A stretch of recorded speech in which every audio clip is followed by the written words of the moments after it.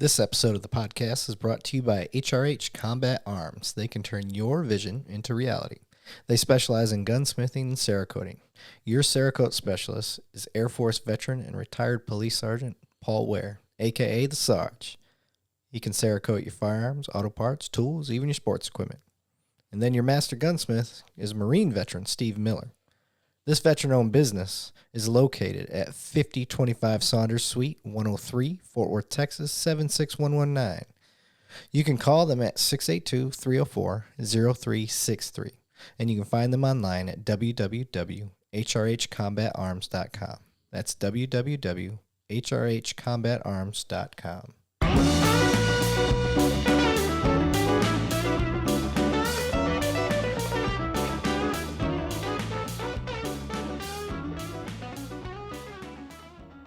What's up, Matt? Another damn paradise, man. I know. Welcome to another episode of Two Cops, One Donut. I'm your host, Eric Levine. Zentino is not here. He's probably at work right now. Who's shocked by that? Not me. Yeah. He's, I've learned that just because of the nature of our job that having a dedicated co-host it's hard. Actually, he may still be on vacation. I really need to get a hold of him. Must be nice. I didn't want to interrupt it, I had texted him once, and he shows a picture of him, like, in the ocean with a beer bottle, and, oh, well. Okay, fine. I give it to you. So I was like, all right, I won't bug you. So, but now I'm glad to finally get you on the show. We talked about this a while back. Yeah, it's a timing thing. Yeah. Summertime being here. Yeah. We both have kids out of school. Right. Vacations are starting. Yeah. Work is just crazy through the roof, busy right now. So it's always hard to break away. So let's kick this off the right way. He had not had some of the Novacek 84 yet, so I gave him my last glass of Novacek 84.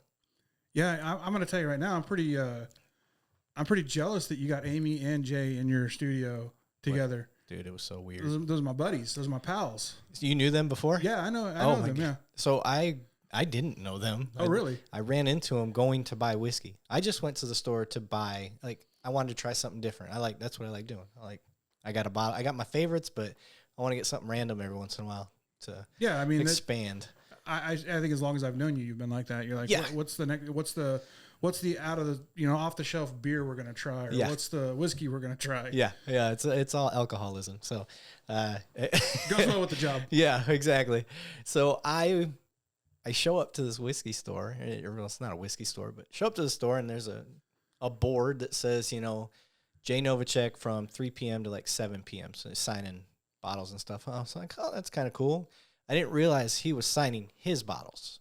So did you not know he had a whiskey at that time? No. Oh, okay. No. I guess he'd only had it out since March. It's fairly new release. And then, so I was like, well, shit, I might as well try his. I don't, why the heck not? I wasn't there to get an autograph or anything like that. That's not me. I just, he's a good dude. Don't get me wrong. I'm super nice guy. I'm just not an autograph guy, and I'm sure in his career he's probably tired of that. I would guess so.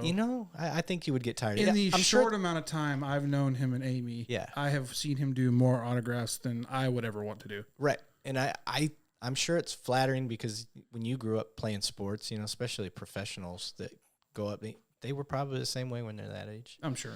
So for them, they get it. It's just part of it's something you accept when you take on that role, I guess. Well, yeah, I mean, it's like anything, you kind of got to take it with, you got to either accept it or get off the train. Yeah. So I'm at the store and I'm about to I'm like, there's a line. So I'm trying to figure out, where do I buy this?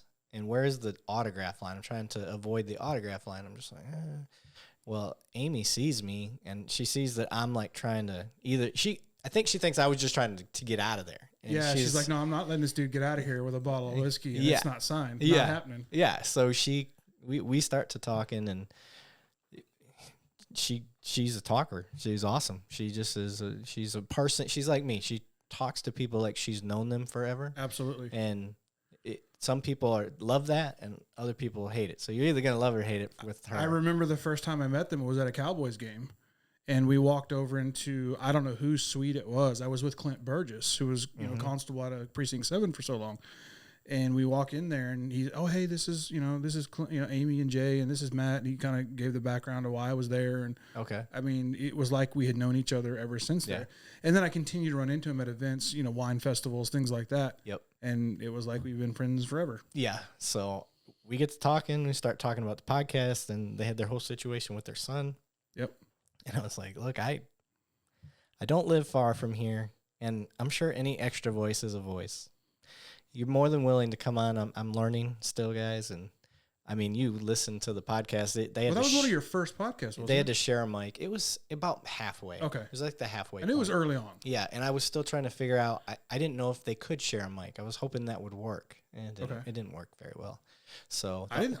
For the novice, I didn't think it was bad. If I'm the audio just was subpar, and audio is what really, from what I've learned about podcasting, is pretty much the most valuable part of it. I know I do video, but more people care about the audio quality than they do the video quality. Yeah, I mean, I'll be the first to tell you I'm not a podcast guy. I never have been, but my wife goes. I mean, that's all she listens to anymore. Podcasts. Yeah, it's for me. It's going in between the job, or going on road trips or working in the yard or whatever it is. I'm listening to podcasts. I'm trying to.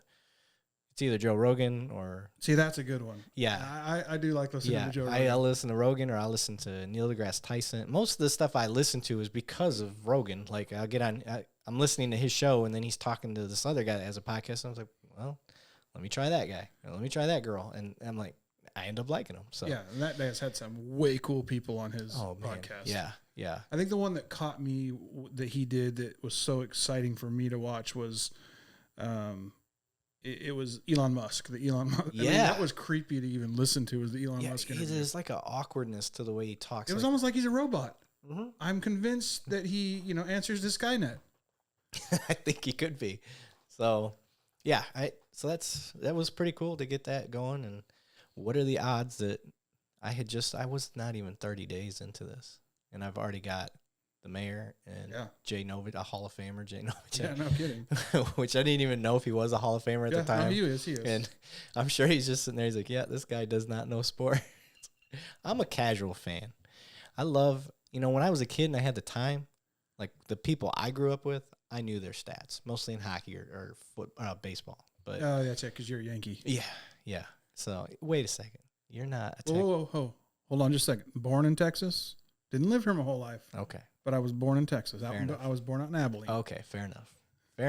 All right. Got back here as soon as I could. Yeah.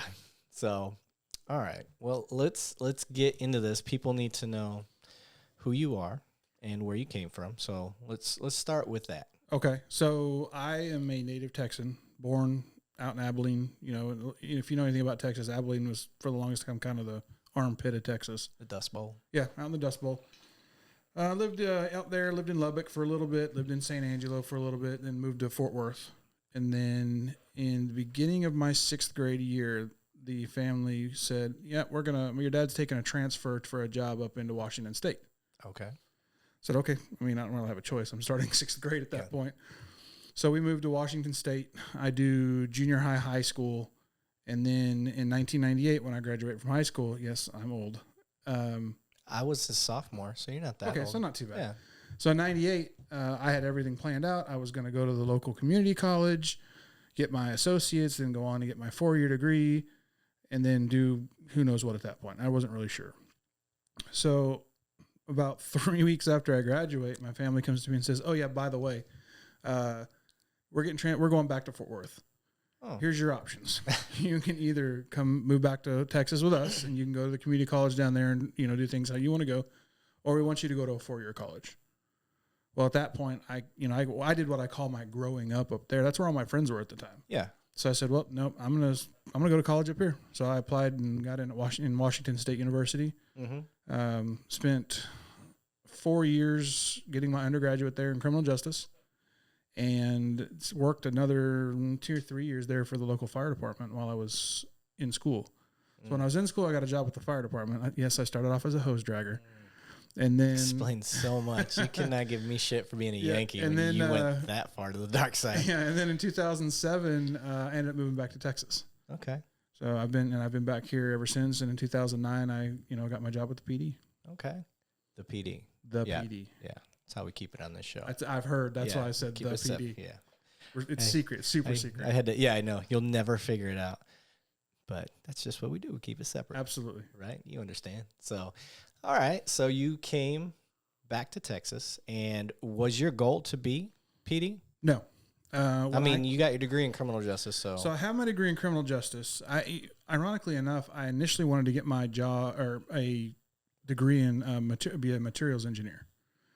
So I started in engineering. So you see this blank stare? I have no. I lasted clue. all of about through orientation. Okay. And then I said, no, this isn't going to work for me. This is entirely too much math, entirely too much chemistry. I'm out. You're going to see, folks, this is a common theme with cops. As soon as they hear math, they're out. I'm out. I don't do math. There's a reason I have a calculator on my phone. Oh, right. So I was like, well, what's the next easiest thing to do? Well, I grew up in a family of cops and firemen. So, you know what? They have a good criminal justice program up here. I'll go ahead and do that. I mean, I wouldn't mind being a cop someday. Yeah. Wasn't on my goals at that point. Now, when you say cop, were you thinking like FBI, city PD, stateies? What were you thinking? I don't know that I had an idea of really what I wanted to do. I was thinking more of like city cop, probably. Okay. I made it through a year of schooling, and that's when I got my job in the fire department. So my interaction was with the Washington State Patrol guys, working accidents, the city guys, the university police, things like that. And from what I had seen, I was like, I really like the city guys, better. So I'm not going to work for those highway donkeys. Right. It ain't going to work for me. Yeah. So I think that's where I might have had my, my first idea of, okay, I'd rather go do that if I was going to do it at all. But that wasn't high on my list of priorities. I wanted to go be a fireman. Okay. So I got a job as a part-time firefighter in the city where I was going to school. So it worked out great. Did that. And then I graduated from college in 02. Mm-hmm. And then stuck around and continued to be a firefighter until into 2006 when I kind of started transitioning out. Okay. And then in February of 07, my mom got actually diagnosed with lymphoma. And I was only coming home probably every 2 to 3 years. I was extremely into the firefighting thing. I was traveling as a wildland firefighter. There was, I was doing some farming up there for an ex-girlfriend's family that was up there. I did some wheat, soybeans, barley, things like that. Yeah. Loved it. If I could be a farmer, that would be my dream job. Yeah. But there's just no money in that. And if you don't have a family that you can take over that from, you're never going to start there. It's never going to happen. So that's kind of out of that's not going to work. So I do all that. I'm really busy. I never come home. I'm seeing my family, every 2 to 3 years, which is not super conducive because I'm real close with my mom. And then my sister probably actually calls me and says, oh, hey, I don't know if you know this or not, but by the way, and then she lays it on me. I'm like, well, that's all right. Well, I think I found out in November of 2006. And as soon as I found out, I pretty much was like, I got to go. And I upped and packed and moved home. Didn't even think twice about it. So when I got back here, my ultimate goal was to get hired by the fire department. Went through the testing process, made it to oral boards, and they zapped me in oral boards. And I got the form letter of, you don't possess the characteristics necessary to perform the duty of firefighter. Oh, consolation prize. Yeah, sweet. Go right down the hallway. All right, so I went left at the hallway. Now I'm going to go right at the hallway. So I went across to PD and filled out an application, and the rest is history. Okay. So you get into the PD in what year? 2009. January of 2009 was my start date. Okay, so 09 you start being police, and then once you're in, now is it everything you thought it would be? Is it better? It's way better. What was your impression of police work when you first got in? I don't know that I had an impression of police work because I'd never done it. I had friends that did it. My old college roommate had been doing it for a while. So I had it's like anytime you have a friend that does a job that you don't do, yeah, that sounds cool. I've got friends that, they go fly airplanes. Yeah, sounds great, except for I'm scared of heights, So it sounds cool. I don't know that I had a real big impression, mainly because I worked for a smaller municipality. The fire department I worked for probably at the time only had like 30-ish firefighters at any given time. Mm-hmm. So we were I guess your stereotypical college city, where the summertime population was maybe a tenth of what the school population was. I gotcha. So in the summertime, we were not busy at all running calls, but in the school year, we ran our tails off just because of the influx of students. Yeah. And students are dumb. Yes. So and I was living in smaller cities, and and they are, because I've worked around a certain college in this metroplex for a number of years. Yeah. So I get it, but no expectation. Just didn't. Now I'm working for the 16th largest city in the nation. So what do we do? 13th. Well, at the time it was 16th. Oh, okay. Yeah. Now it's 13. Yeah, now it's 13. It's growing crazy. Yes. But all right. So you get into the police work, and are you set on like, all right, I'm a patrolman, I'm going to stay a patrolman? Or did you, because of the department you went into so big, your options are so vast? There's a lot of options. Like, I really wanted to make sure that I was grounded in the roots of being a good officer, how to be a good street officer. Because I'm a firm believer that if you're a good street officer, you will do well everywhere else. Mm-hmm. So I was committed to, some guys come in and they're like, no, I'm going to spend 2 years in patrol, then I'm going to go find a specialized unit to go to. Yeah. I told myself, no, I'm not going to do that. I will spend a minimum of 5 years on the streets working, getting good at my craft. And then if the time comes and I have the opportunity, then I'll go try and be in a specialized unit, or I'll promote, or wherever life takes me next. Yep. Brandy and I talked about that yesterday, and I was saying, because she felt a little guilty saying that she had been in patrol for a certain amount of years because she had gotten pregnant, and that took her out for a little bit. So she's like, so technically I only did this amount of time. And she said, and then she moved into like the Tac-Med stuff and whatnot. I said, well, in my opinion, just as well as I do, because we work the same side of town for a bit. Yeah. There's guys that in 2, 3, well, I won't say 2, but we'll say 3 years have put in the same amount of work as somebody that's worked 5, 6, 7 years. Oh, absolutely. So I give a buffer. I say 3 to 5 if you were a go-getter. If you're, the Johnny Coxes out there, guys that out there just killing it, gearling other people. These random names, I don't expect everybody to know these people, but no, and I think that says a lot. Is how driven are you to go out and actually find work? Yeah, work will always come to you. There will always be calls to be dispatched on. They never go away.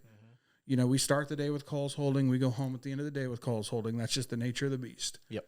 But when we have those downtimes, because there are downtimes in between, certain points of the day, yep. Are you out there looking for work? Are you chasing dope? Are you looking for stolen cars? Are you looking for wanted felons? What are you doing to maybe make the street safer? Yeah.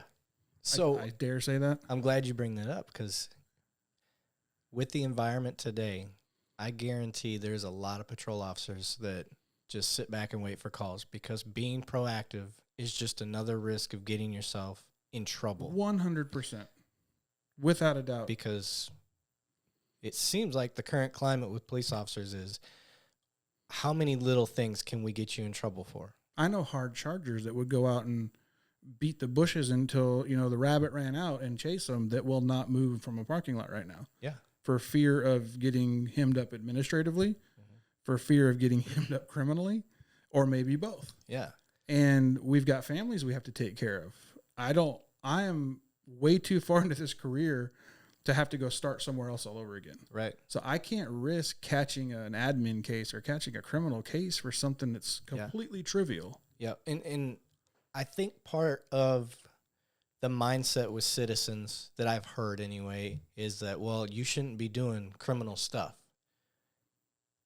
And I would argue that it's not that we're doing criminal stuff. It's stuff that we're either trained to do, or we're human. We mess up. Yeah, we're not robots. We're not out there trying to be criminal. The intent's not there, but it can happen. Yeah, my intent is never to do anything illegal. Yeah. Have I maybe illegally searched someone before? Yeah, I probably have, unintentionally. Right. But that gets settled in the court system, where they look at it and go, well, no, technically this was an illegal search, fruits of the poisonous tree. Yep. They get cut loose. And they chunk it out. No big deal. No harm, no foul. Yeah. Now I have always been one of those guys where I will err on the side of caution. Mm-hmm. That I want to be beyond the shadow of a doubt certain that I have what I have, and that I know what I know, Yes. before I'm willing to place someone in handcuffs and ruin their night and potentially their life for something so silly. Yeah. You know, and I was the kind of guy, I'm the kind of officer that I never shied away from DWIs. A lot of officers refuse to work them because they're scared. Yeah, you and I, we were like the guys for our team. They're scared of the paperwork. They don't like the time that it takes, which in reality, it's not hard paperwork. It's just time consuming is all it is. The problem is a lot to memorize. Yeah. But once you've got it down, you've got it down. Now, I'll be the first to say, if I were to go out and do one right now, it's going to take me 2 hours minimum, maybe 3. If it would take me a couple hours to do it, I could still do it, mainly because, just I haven't dealt with the new report writing system a whole lot. Yeah. I mean, I went to jail for the first time in 5 years, on an arrest, and I had to have one. An arrest you made. An arrest I made. Yeah, not you. No, I'm still here to talk about it. Right. No, on an arrest that I made, but I had to have one of the patrol guys come help me. Oh yeah. And I'm in a specialized unit now, so I am not one of those guys that is going to stir up the hornet's nest, call in patrol, and just dump it on them. Hey, here, have a great day. Yeah. If I can't easily transition it to them, I'm not going to burden them with that. Right. Now, but I may need a little bit of help. Yes. But I'm not. Your help is literally standing in the corner. You can play on your phone and just, if I have a question, just answer it for me. Yeah. Affidavits don't change. Yep. Police work doesn't change for the most part. Yeah. The laws change, but the work doesn't. Yeah. The scariest part for me is just, like you said, the system changes and you get in there and you're looking at it and you're like, I know what I'm doing, but I don't know how to do it out here. That's exactly right. You feel lost. Yeah. It feels like you're in field training for the first day all over again. Yeah. It can be overwhelming if you're not, committed to trying to figure it out yourself. Yeah, exactly. The job I'm currently doing, like, my guys make arrests daily. I mean, I do my best to, I'm doing the detective side mostly and trying to help run the team. But there's times where I'm like, I could really help the team out if I knew how to work the system better.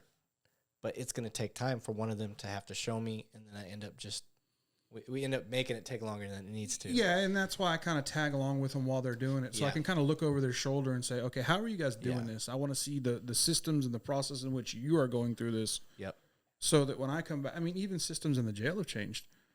Yeah. I went to the jail the other day and I went, oh boy, I remember how to get people in jail, but the company has changed. Some of the policies have changed. Yeah. There's been a lot of changes since the 20 million questions they asked before you can even walk through the main door. And when I went out in 2016, I didn't anticipate all those changes happening in that short period of time. Yeah. Before I came back, I was like, I felt like the world turned upside down. Yeah. So the changes with patrol, you joined a specialized unit, but you did how many years did you do in patrol? I did 2009 to 2006. So just 2009 to 2006, you worked backwards? I mean, to 2016, sorry. So you did, I can't math. A little over 6 years. Okay. So you did 6-7 years in patrol. Yep. And you had the Tac-Med unit get started up. Yes. So the Tac-Med unit existed prior to 2016. Mm-hmm. It just wasn't very centralized. It wasn't very organized. Okay. It was basically a bunch of officers that were from different parts of town that said, hey, this is a program we'd like to start. And I remember the first class we took, there were probably 11, 12, 13 of us in a room. And most of them are still here today, where we took our first medical class and we learned how to do some, and the idea was to go out and take that into the field and use it to save police officers. Yeah. The whole point of the unit that I'm in is to save Fort Worth police officers. Right. And that's why we started it. If we save someone else in the process, hey, that's just icing on the cake right there. Yeah. So it started, I want to say it first really kind of started in about 2013, 2014-ish. Is when we first kind of started getting some additional training into what you and I had when we went through the police academy. Right. Okay. Which was next to nothing. So you get on this unit in 2016. Yes. When I come back in 2017, I'm assigned to the unit. Okay. So you're assigned to the unit. Yes. So I'm trying not to skip ahead, but you were involved in an incident. Some may say that, yes. Okay. So one of the things about me when I asked you on here is I wanted you to tell the story, and I know you've told it a million times. You've been on Good Morning America. You've been all these places and tell it. I'm not asking you to. You don't have to tell the whole. It didn't bother me. Drawn out thing. Because if it bothered me, I wouldn't. Yeah. I wouldn't still go on speaking. Yeah. Engagements to this day. But the benefit, I think, is the type of audience I draw versus the type of audience Good Morning America draws or any of these other places draws. Mine is all of us. It's all of our first responders, frontliners, I should say, military guys. And we'll even let the fire department. Some FD guys, and they're a main audience. But the point of the show is to reach out to. I want citizens that either don't like police or what we do or frontliners or any of that, or those that just want to be educated. So that's kind of the angle. And I really think that's the reason I started talking about what happened to me, not because I'm anything special. You're not. But I really want to show that we are human beings just like anybody else out there. Yeah. We've all got families. Yeah. We all bleed the same blood. We all cry. We all, get angry. Yeah. We all make mistakes. I didn't even like you before you got shot. Well, and once you got shot, I was like, okay. I still don't even like me. What are you talking about? I guess I gotta like him now. We're such assholes to each other. Well, that's how we show love. It is. So you can ask Brandy. Every time she puts something on Facebook, I have to. Your face is so stupid. Yeah. We always go back and forth. Yeah, she usually has to put it on wide angle though. So absolutely. Yeah, that makes sense. She's a Clydesdale. Oh yeah. I told her yesterday she should get a Clydesdale, like a stuffed animal, but a unicorn one. That can probably be arranged. So I think that's the goal. If she doesn't already have one. She doesn't. Oh, really? We were talking about it. I was like, yeah. It's like if you're a Clydesdale, you're more like a unicorn Clydesdale.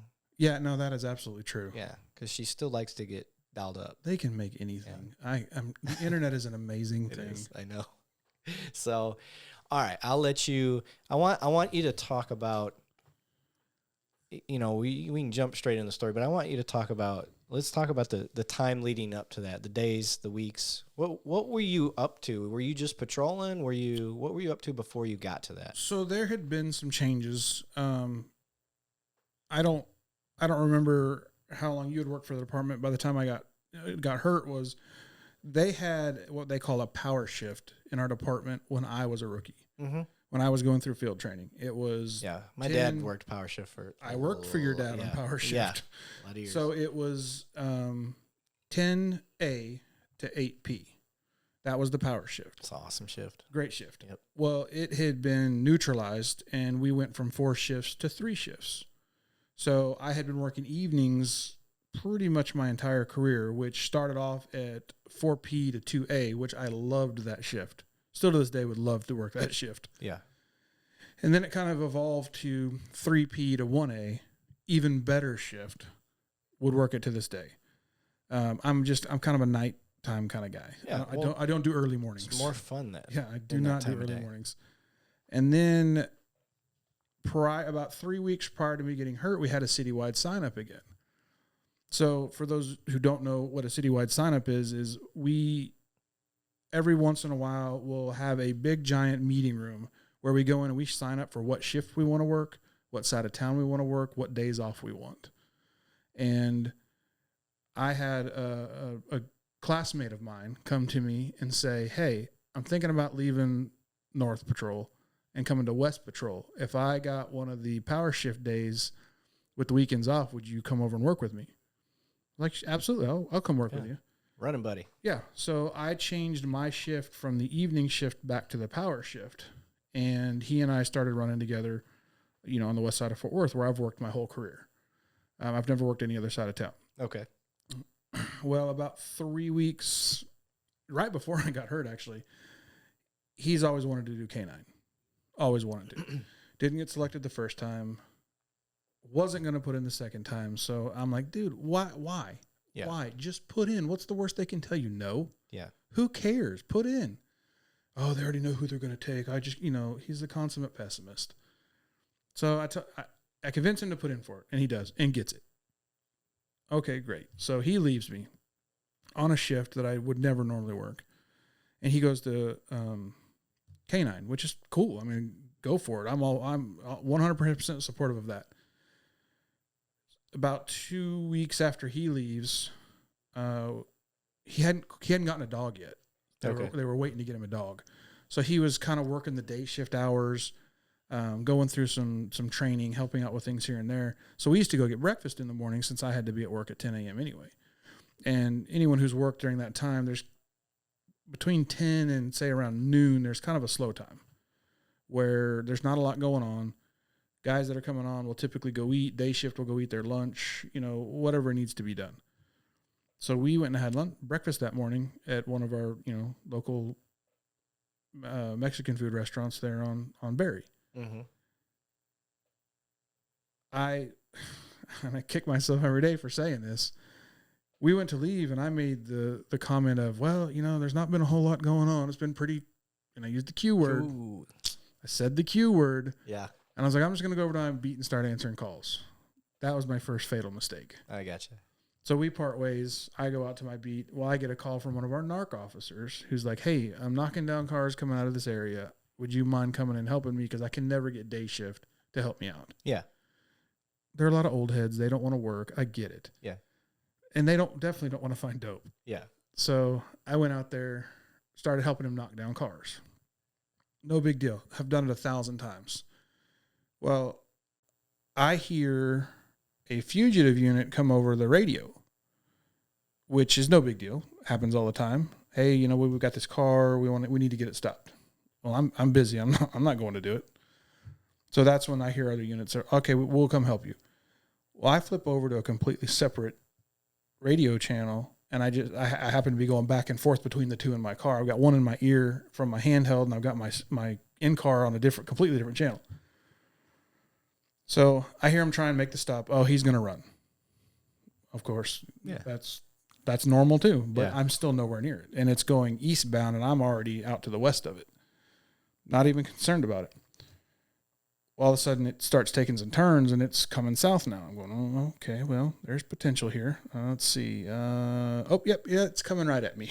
So it takes a turn west, and it comes right at me. Right. So inside, you're like, even though you may not have wanted to work real hard that day, you were like, all right, it's going to be sweet. Oh, yeah, I'm going to get in a pursuit. This is going to be awesome. Yeah. Because who doesn't like to get into pursuits? And I try to tell people, like, even on your laziest feeling day, because we all have them, even on your laziest day, if the fun stuff's coming your way, and this is, you want a judgment of if you should be a cop or not, when the fun stuff starts coming your way, if you're like, I don't want to do that. Don't do the job. Don't do the job. No. Yeah. If the fun stuff's coming my way, I'm going to get a piece of it. Yeah, absolutely. And why wouldn't I? Yeah.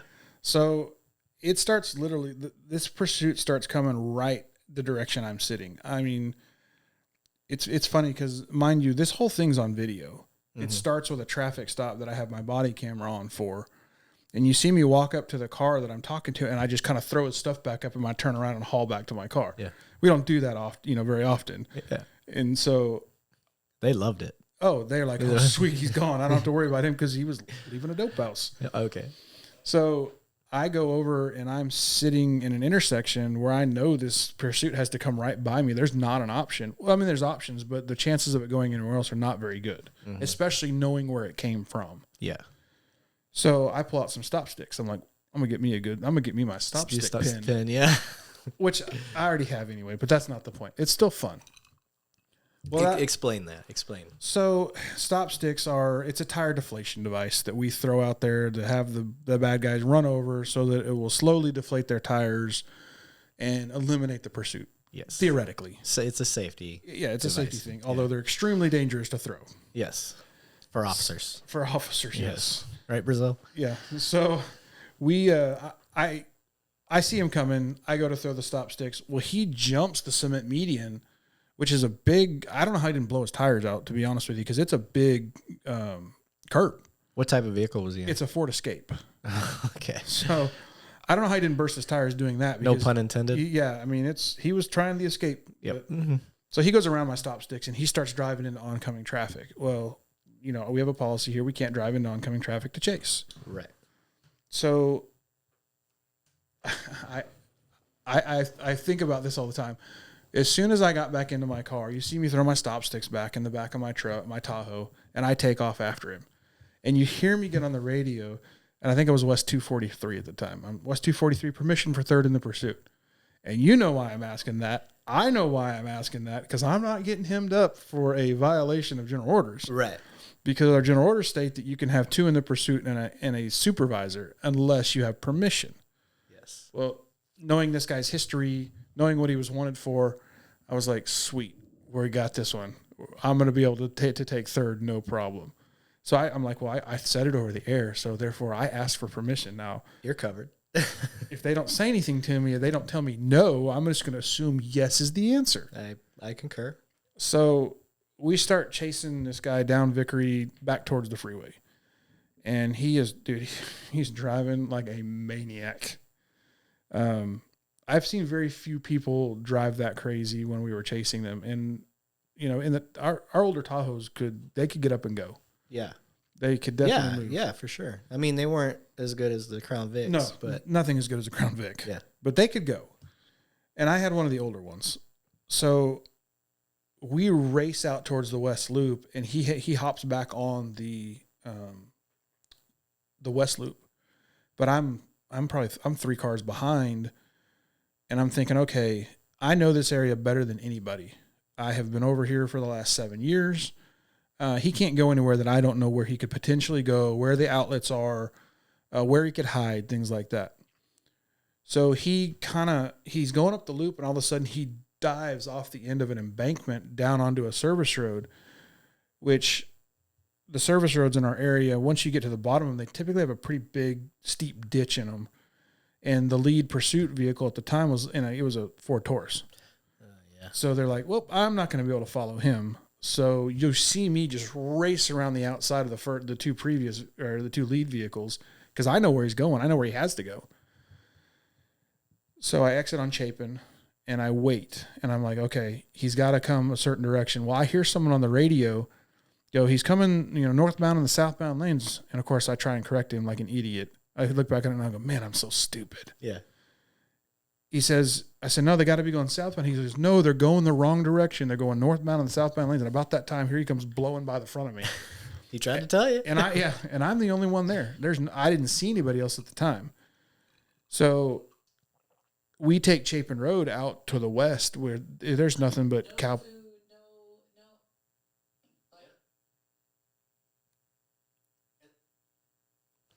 What was that? I don't know.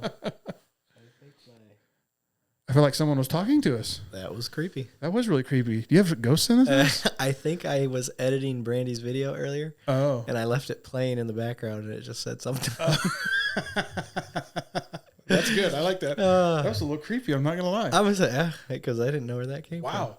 So we head out west, and anybody knows anything about, we have a lot of rural areas still in Fort Worth, even being the 13th largest city in the nation. Yeah. We have a lot of rural land still that's just cow pastures and just wellheads. And I mean, there's nothing out there. And that's where we're headed. So following him, I'm not really thinking more. I'm thinking more about, okay, where could he go? What could he do? What's the next move? I didn't expect a bailout, to be honest with you, until we got onto 2871. And I was watching him kind of dive towards driveways. And that to me is a dead giveaway. Okay, this is about to terminate, and we're going to go on foot. Because anyone who's been doing this job or ever had someone in a vehicle pursuit, when a foot pursuit's about to ensue. Yeah. So I call out. He's looking for a place to bail. Just stay close. We'll get him surrounded, no problem. Well, he ends up turning up a driveway through a gate that had been left open, not intentionally left open, but it was on a timer. And we just happened to catch it in that 2-minute time frame from the time that it opened to the time that it was supposed to shut. And he goes racing up this driveway. And I always tell people it looks like the scene from the Dukes of Hazzard. I couldn't have scripted it better. Dust everywhere. And if you look at my dash camera footage, you can't hardly see anything in front of me. I was Luke Duke going up that driveway. And then we get to the top of the driveway. Well, it's a house. It's a residential house, and there's nowhere to go. So he kind of drives up as far back up the property as he can. He stops and bails out and starts running through the woods, or the brush. I don't know that we really have woods in Texas. Right. So, natural instinct. What do? We chase the driver, right? So I take off after him, not knowing a lot about his history at the time. I missed a part of the radio transmission when I was on another channel. I missed the whole armed and dangerous part. Didn't never hear that. So we go tearing off. I say tearing off. It was a quick trudge because the brush was just so thick there's no way to run through. So from your car to the point where you lose sight of him or you saw him run, how far was that? It couldn't have been more than 35 yards, but you still couldn't see more than 10 yards in front of you because of how thick the brush was. Okay. So we hit a fence line. I see him belly roll over the fence line, and I'm not doing that. That's a recipe for disaster with all the stuff that we carry on our waist. I'd end up hanging upside down. It'd be Wile E. Coyote, versus the Roadrunner, and I'd lose, and it wouldn't be good. So I remember specifically stopping because I didn't see where he went. I thought I saw him scurry up the hill. So I remember stopping and going, okay, what's next? What do we do? I can't let him go. Got to keep chasing because, the rabbit ran, we're the cheetah. We're going to chase it. Right.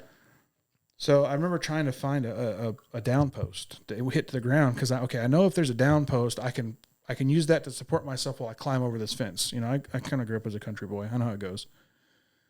So I did that. I found the down post. I started climbing the fence, got one leg over, went to kick the next leg over, and caught the heel of my foot on the top of the fence line while I was already bailing off the fence and ended up just flopping right off the fence. And that's kind of when everything it went into slow motion, but it all happened so fast all at the same time. As soon as I hit the ground, I kind of did am I hurt? No? Okay, I'm good. And as soon as I look up the hill, I see the bad guy walking down the hill towards me with a gun extended out in his right hand. And everything just kind of slowed down, and the tunnel vision came into where I could see the tip of that bullet in the end of that gun. And then as soon as he let that first round go, the first pow, that's when everything sped back up. So he starts firing at me. I start firing back at him, and all I know is that as slow as it was also very fast because my leg is I'm in excruciating pain from my leg. And I don't know why. I don't know if it was from the fall. I don't know what happened. But he's shooting at me and I'm shooting back. Now I'm shooting back at him because he got off, I think he got off 8 or 9 rounds before I ever got my gun drawn out of my holster. That's how fast it was. Mm-hmm. So I pull out, I draw, I start shooting, and I let off what I thought was an entire magazine. Turns out it was only 10 rounds. Okay. But everything stops. And I'm thinking, okay, we got a problem here. I am in excruciating pain. I'm laying out in this field in the middle of God knows where at this point. I don't even know how to tell anybody to get to me. So I got to figure out, I got to do a reload. I have to reload my gun, but I'm using my spare hand to keep me up off the ground because I'm on kind of a hill, so I don't roll down the hill. So it's about the time I make a decision on what I'm going to do, he pops back up and starts waylaying me again with rounds. And that's when rounds impacted me, and it just basically pushed me over backwards on my face. So now I'm laying face down in a giant mesquite bush. Oh. Which, if you don't know anything about mesquites, they can have thorns on them that are probably anywhere from 3 to 4 inches long, and they're just tough as can be. I mean, they flatten tires easily. So I'm laying down there, and the shooting has stopped, and I'm trying to figure out, okay, what am I going to do? Okay, I'm at a severe tactical advantage right now. He knows where I am. I can't see him anymore. Disadvantage. Yeah. Yeah. I'm screwed. Yeah. What's my best play at this point? So my best play at that point was I'm going to play possum. I'm going to play dead, and hopefully he'll leave me alone. That didn't happen.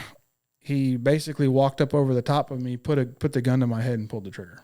Which part of your head was it? The right side of my head. So the right temple. You're face down. You're not looking at him. I'm not looking at him at all. So he puts the gun into the bush, puts it up to my head, and I remember the barrel hitting my face, and it was hot. And it also scared me when it hit my face. So I tucked my chin down to my chest because the whole time I'd been trying to get out on my radio. but everybody else felt that their radio traffic was more important than mine. So I couldn't get on the radio. I couldn't tell anybody where I was. I couldn't tell anyone I had been shot. I know the shots fired had been called out because I heard it in my earpiece. But that was it. I mean, that's all I could tell anybody. And about that time, that's when he let that thing fly right in my ear. It sounded like a cannon going off. Mm-hmm. And it felt like someone had, like Floyd Mayweather had just sucker punched me in the gut. I couldn't breathe. It was really. Yeah, I mean, I like having the wind knocked out of you. Anyone that's had the wind knocked out of you, that's how it felt. And that's when I went, oh, crap. I am extremely hurt now, and I don't know what to do. I'm by myself. Don't know who's around. Don't know where he went. And in that time frame, some things happened that I never heard. I mean, to the point where more shots are fired. Two officers are having a discussion with each other that I can hear, but they don't see me. Mm-hmm. And in the auditory exclusion and with all the adrenaline running, I thought that was the bad guy talking to the other bad guy, and they were out to try and find more officers to hurt. Because the conversation was, we got one of them. How many more of them do you think there are? And so to me, and that registered as, well, I just killed this cop. How many more cops do you think there are that we can take out? So that's how it registered in my head. I didn't realize that was two officers talking to each other because they had just eliminated bad guy that had shot me. Come to find out. Okay. So you got the gun. It's a handgun. I'm taking it. Yeah. Handgun put to the side of your head. The bullet, obviously, because you tucked your chin. Yes. So you tucking your chin. Did the impact knock you out, or did you not lose consciousness at that moment? I never lost consciousness. Okay. So instead of the bullet going through my head, what it did was it traveled down my face, broke my jaw, wrapped around to the back of my neck, knocked two of the transverse processes, basically the bones on the back of the spine that kind of make you look like a stegosaurus, knocked two of those off, wrapped back around, came within less than a millimeter of my aortic arch of my heart, gave it a blast injury, almost tearing that aortic arch, and then landed in my left lung. Was the final bullet. Jeez. So that was the one that did the most damage, I would say. And that's the least likely trajectory I would have ever expected. Yes. So bullets do weird things. I mean, because you got to think I was laying face down. He put the gun in there, so ideally you would think it. Ideally, you would think that it would just blow out my cheek, or not travel down my face, down this way. Yeah. But bullets do weird things. We've all seen it. Yeah. It'll hit a bone, and you're like, how the heck did that happen? Yeah. Kind of thing. So the list of injuries I have now is, after it's all said and done, I figure out the first set of rounds I was shot twice. One entered my right leg, shattered my femur, and then was just chilling right inside the first couple layers of skin, just inside on my inner thigh. One, I got shot in the butt, through and through. And then the second set of rounds that hit me, one went in my right shoulder and punched a hole right in the patch on my sleeve. Oh. So, which I have that patch still to this day. Nice. Goes out my back and gets caught by my vest on the way out my back. Okay. One goes through my shoulder, into my armpit, into my chest, hits a rib, which ricochets it down, which punctures my diaphragm, lacerates my liver, and lodges in my spleen. That's a bad one. Those are not good because those are very vascular. Yeah. And you can bleed to death just from those. So I have all those injuries, plus I have so now none of my lungs are working properly. I'm out in the middle of nowhere, and I've got these people talking about, how many more do you think we can take out? And I'm freaking out. Yeah. But I can't freak out because I know if I start to freak out, the game's over. Yeah.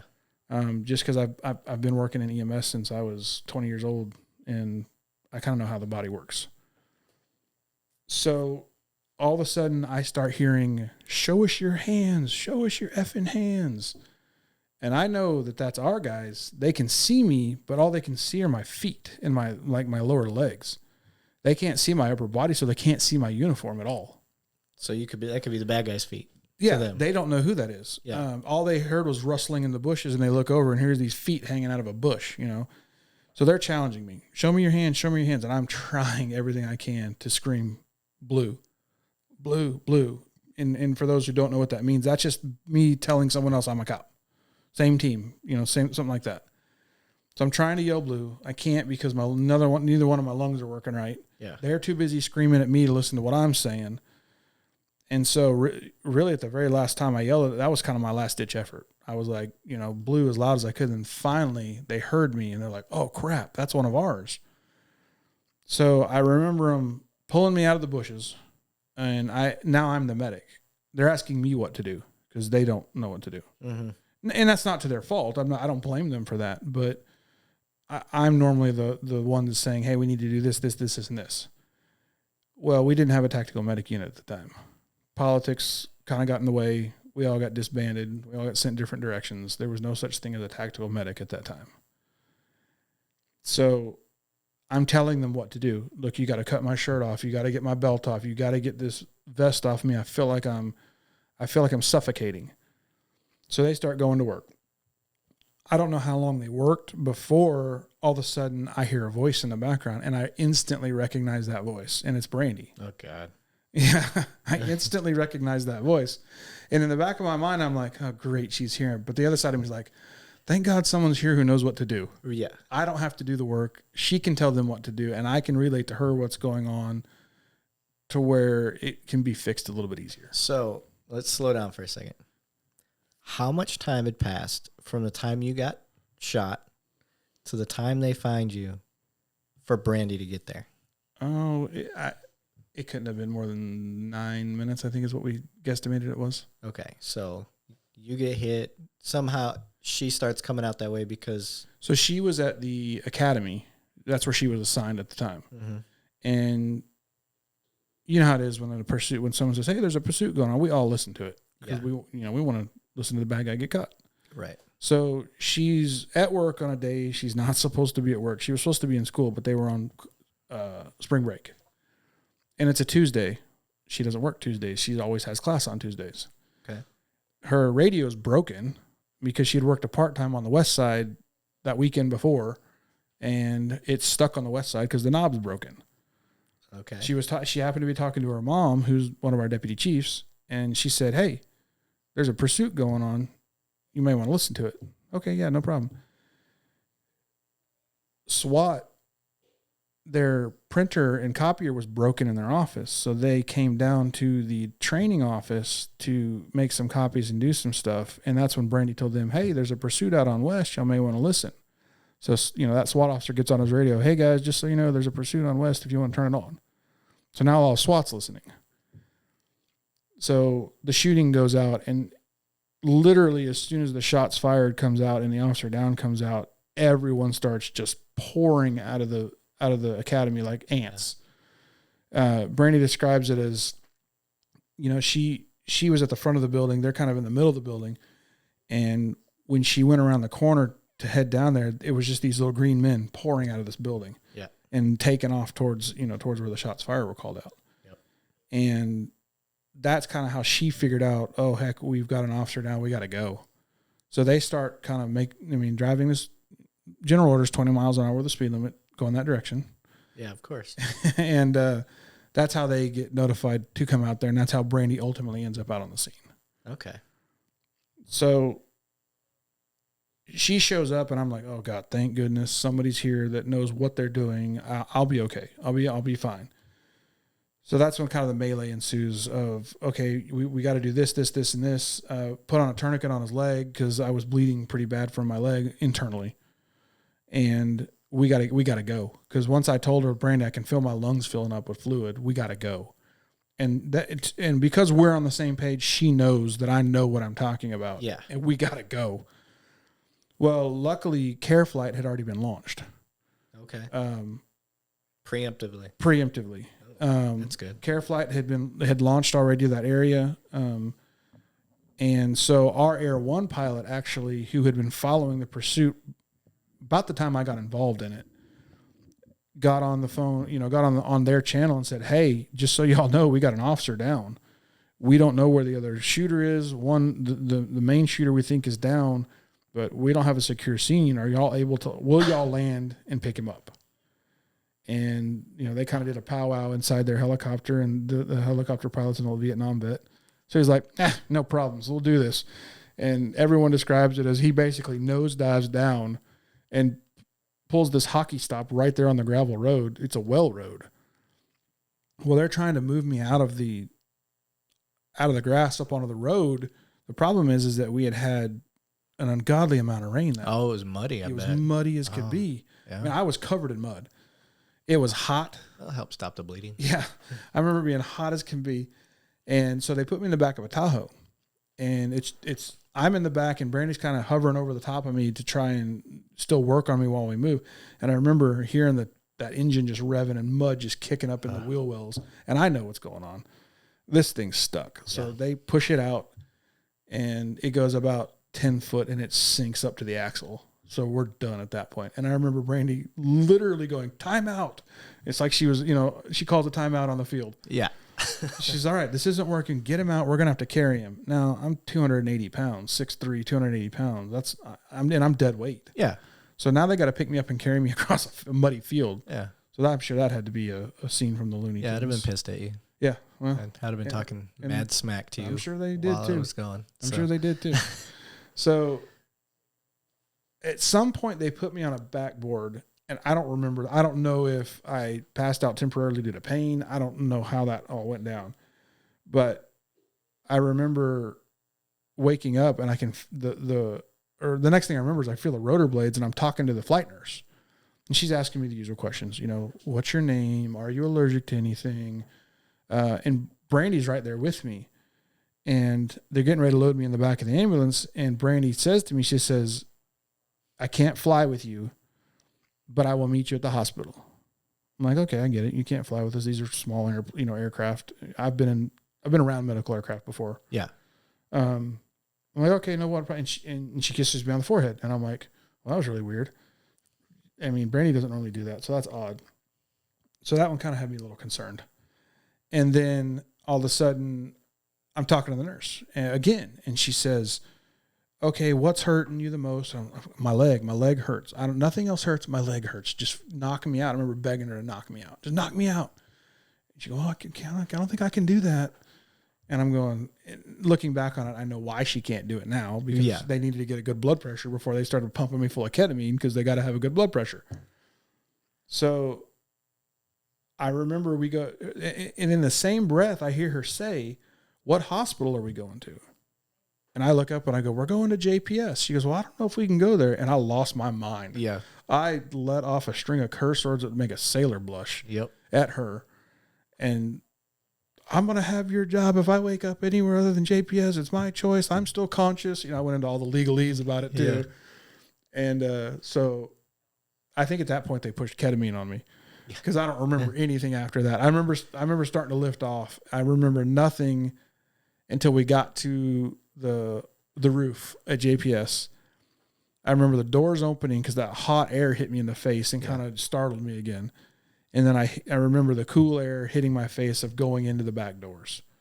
And I don't remember anything after that. Now, I stayed conscious the whole time, but I don't remember any of it. And that's blood loss and medicine. The ketamine, that's an amnesic effect. And thank God they gave it to me.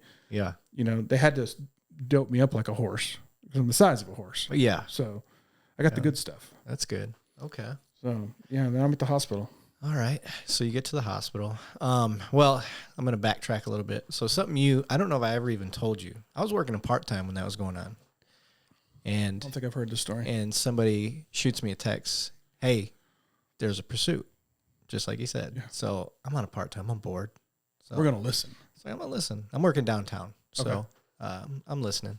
Were you on bikes at the time? I was. Okay. I was a bike officer at the time. And I'm listening to it. And I had my car there, which was very rare for me, because I usually just take my bike. Yeah. Like I'd park at the sector and then just take my bike to the part-time. And I brought my car with me, and I hear it, and I hear the pursuit, and I'm listening, and I'm like, all right, sounds like, okay, they're getting close. And I heard you say, I knew your voice because we worked together, so I knew you were involved. And like you said, I didn't know I didn't know it was an armed and dangerous guy. I didn't know any of that. And then I hear the shots fired. and I instantly jumped in my car. Yeah, what a lot of people don't know is you could hear the gunfire over the radio. Yes. So I jumped in my car, and I didn't know where I was going. I just knew I was going to West Side. Yeah. So I just started driving. I didn't make it there, but and I know I wasn't the only one. Well, so I get stopped all the time when people realize who I am. Yeah. For some reason, I don't know if it was a slow news day or what, but my shooting took national media coverage almost instantly. Mm-hmm. Why, I don't know. Like I said, slow news day, clearly. But everyone tells me that we knew something bad happened because you would never believe the sea of police cars headed down the freeways. Yeah. Just the absolute sea. Yep. From multiple different agencies, from all over the place. So they said, when we saw that, when you get to 30, 40, 50 cars, you know it ain't good. Yeah. And I knew it was a wooded area that they were in, and I knew patrol. I know how patrol is. Like, if they're stuck and Matt's out on a pursuit, like, they could all be busy. Yeah. And so I didn't know how many bodies they'd have, and I didn't know how much wood line, because I know how it gets out there. And I was like, I don't know how much wood line you'd be in. So, and I didn't know you were shot. I didn't know who shot. I didn't even know who called out shots fired, and none of that. Yeah. But it didn't matter. You know how it is. It doesn't matter. Well, a lot of people didn't know. Yeah. Because I get requests I get text messages all the time when something bad happens. Hey, who was it? Who was it? Who was it? Yeah. Because I pay attention to that kind of stuff very well. Yeah.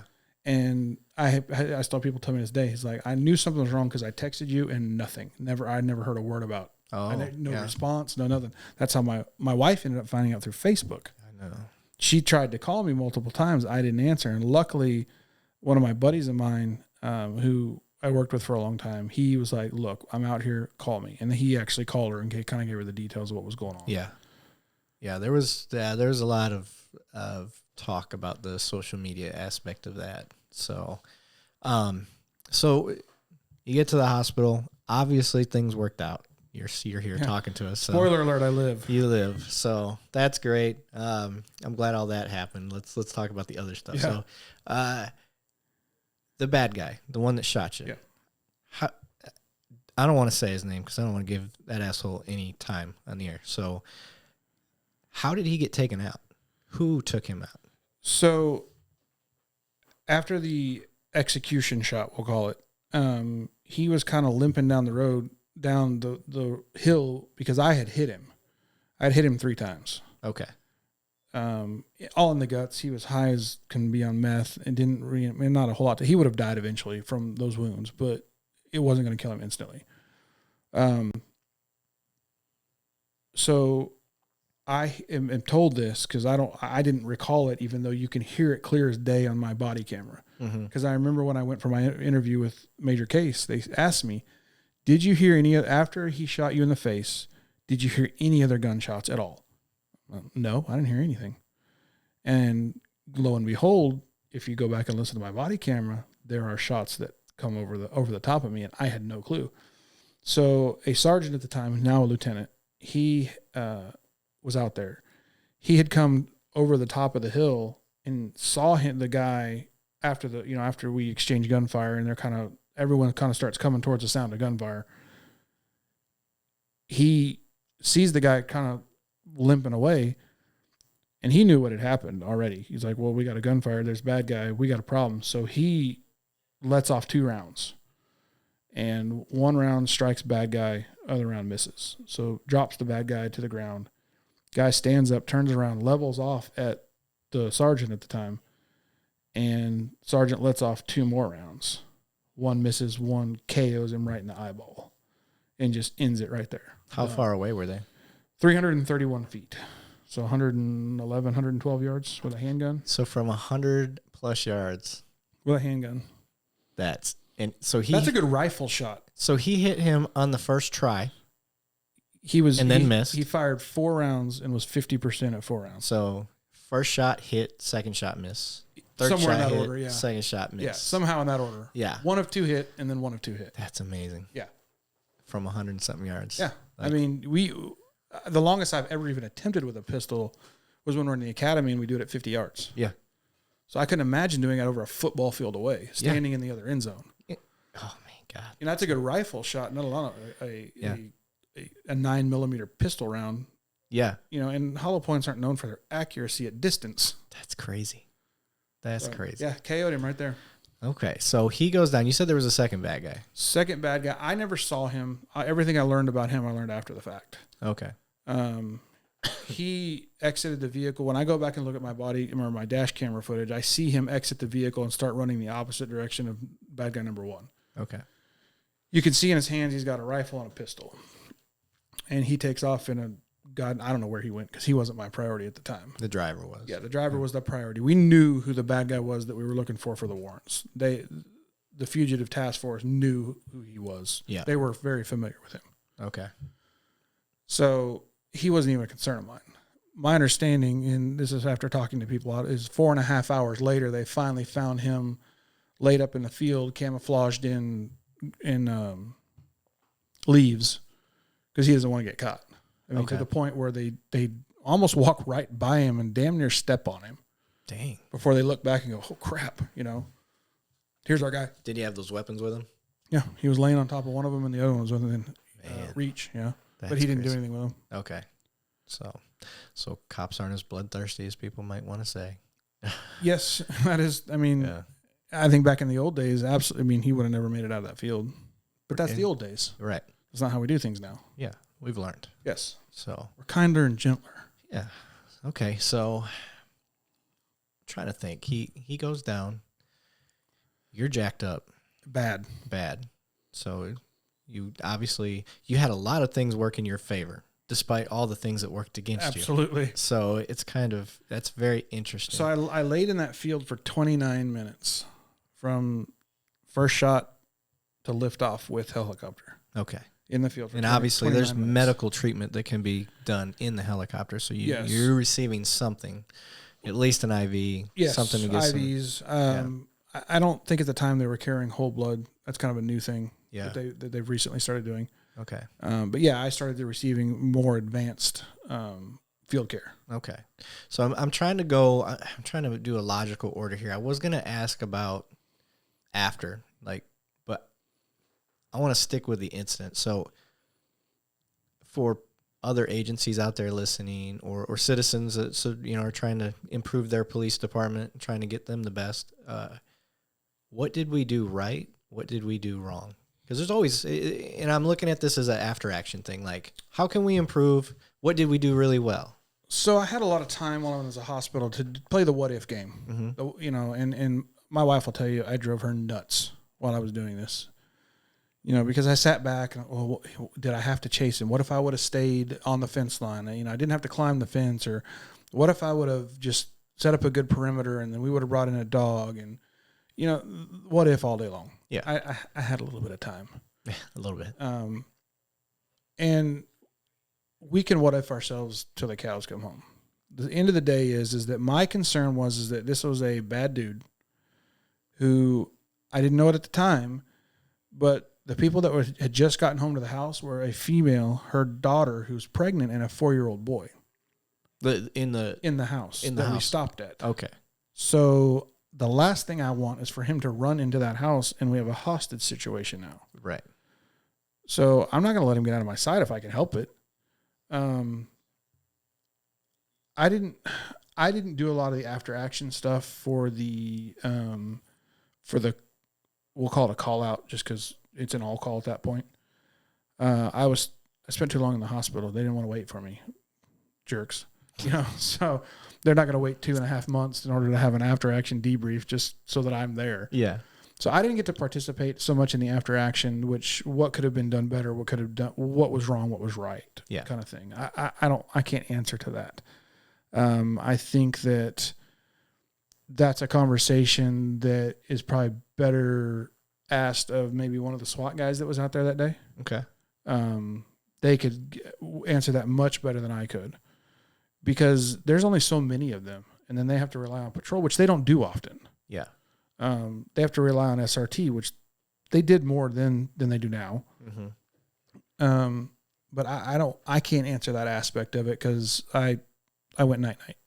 Yeah, I understand that.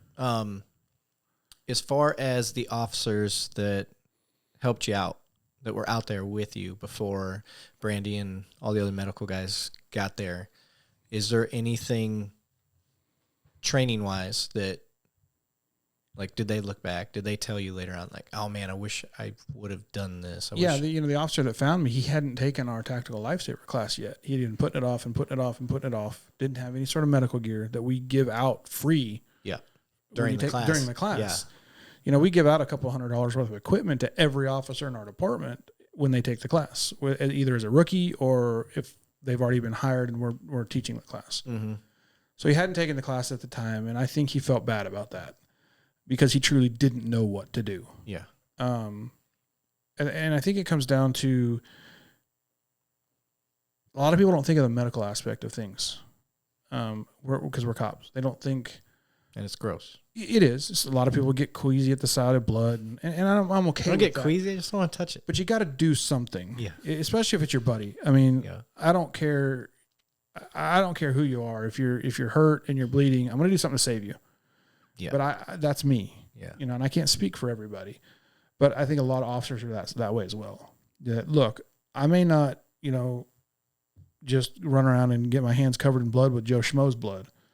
But if I didn't have gloves and you got shot, I wouldn't have a problem getting blood all over me. Right. I mean, Brandy had my blood all over her.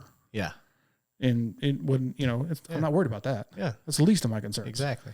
So I think it's super important. You got to train past the aspects of what you think you're available for. And Brandy always says it. She says, look, I have trained for worst case scenario when I was in the military to being in the PD.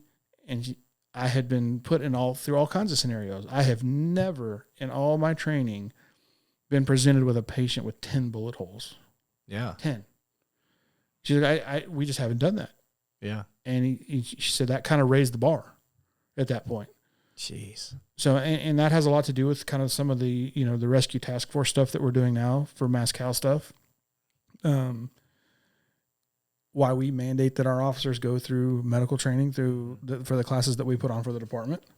Yeah. And even if your department doesn't have those, I urge you to seek out departments that do offer outside training to get that medical training, because it may save your life or it may save your partner's life. I don't expect you to go out and put your hands on, Joe Schmo Citizen, but I do expect you to put your hands on your coworkers. Yes, I agree. And like I said, it didn't matter if I didn't like you as an officer. I was joking, obviously, but if I didn't like you, I would have been there. Yeah, I would have been gone. And I think I don't think that is, a lot of people say, well, that's how cops are, or that's how firefighters are. I truly believe, me, I'm an optimist at heart. I truly believe if, the admin building at, Boeing or Lockheed Martin, if they had something bad happen where somebody's down, I truly believe that their coworkers would. You're going to do that for the people they're still good citizens, because look, how many times do we go and work an accident and there's like 17 people that have stopped to render aid? Right. I mean, you'll get a call in of a 7-car pileup when really, there's only 2 involved, but everyone else stopped to help render aid. But they just assumed they were involved because they stopped. Yeah. It happens every single day. I mean, it happened today multiple times. Right. I got a call of a 5-car pileup, and come to find out only 2 were involved. 3 just people that stopped to help. Yeah. Happens a lot more down south than it does up north. Yes, I would agree with that.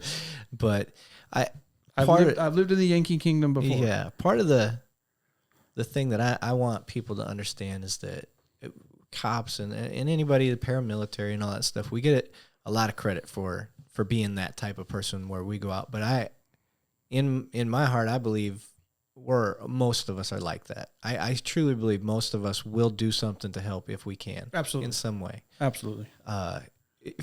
For something like that. And in social media, too often we just see the bad stuff. Well, and that's why we do what we do, is we want to help others. Yes. We didn't take this job, because we wanted to write tickets. Yeah. We didn't take this job because we didn't take this job because we wanted to make arrests. Yeah. We took this job because we wanted to help people that either couldn't or wouldn't help themselves. Correct. Yep. I agree with that. All right. So, sir, you're jacked up, you recover and spent 2 weeks in a coma. Medical induced coma. Medically induced coma. That's spent right. 2 weeks in a medically induced coma. Spent 5.5 weeks in the hospital, and then another 2.5 weeks in a rehab facility trying to learn how to walk again because of my leg. Right. You explained to me about the femur, and I didn't know that, and I just think it's interesting. So explain to me what the muscles do to the femur. So your femur, that is the largest bone in the human body. I mean, it supports almost everything other than your hips. So when a femur breaks, you got to think of it as a long rod. And when that rod breaks, it will either separate side to side or it will crush down on itself. And what that does is that you have, your muscles and your quads for most people are, a large muscle group. So what that does is that it pulls that bone, shears it. So it's hitting all the nerves, it's hitting all the flesh. It is extremely painful. I mean, I had patients when I worked for the fire department that broke hips. And I always wanted to touch, be as, I guess, sympathetic to my patients as I could be to understand really what they're going through. Mm-hmm. So I'd ask them, what's it like breaking your femur? And they're like, I can't describe the pain. It's the most intense thing you'll ever go through. So, okay. I mean, that makes sense. So now that it's happened to me, they're 100% right. Yeah. Despite all the other shots. Yes. That's the one that is the only, everyone always asks, okay, you got shot 6 times. What hurt the worst? What hurt worse? I don't know. Nothing else hurt other than that broken leg. That's the only thing I cared about the entire time was my leg. Ugh. And, I was speaking at a conference one time and I said, I broke my femur. I said, the best thing I could equate it to is maybe childbirth. I said, but I've never obviously given birth to anything, so I wouldn't know. Yeah. But it's not fun. And so I got done, with the conference and, oftentimes people don't want to ask me questions because they're afraid that it might trigger me or something, but it doesn't bother me. I've been asked every question under the sun by the media, by just about everybody. And so she said to me, look, she's like, I have broken my femur and I've given birth naturally. And she said, the femur break was by far the worst. There you go. Okay. I said, I will trust your opinion on that. Qualified. I have never been through the other aspect of that. So I'm pretty sure it was you that was telling me that the muscles are basically all in tension mode. Yes. When the femur's intact. They're like rubber bands. Yeah. And so it's constantly just holding.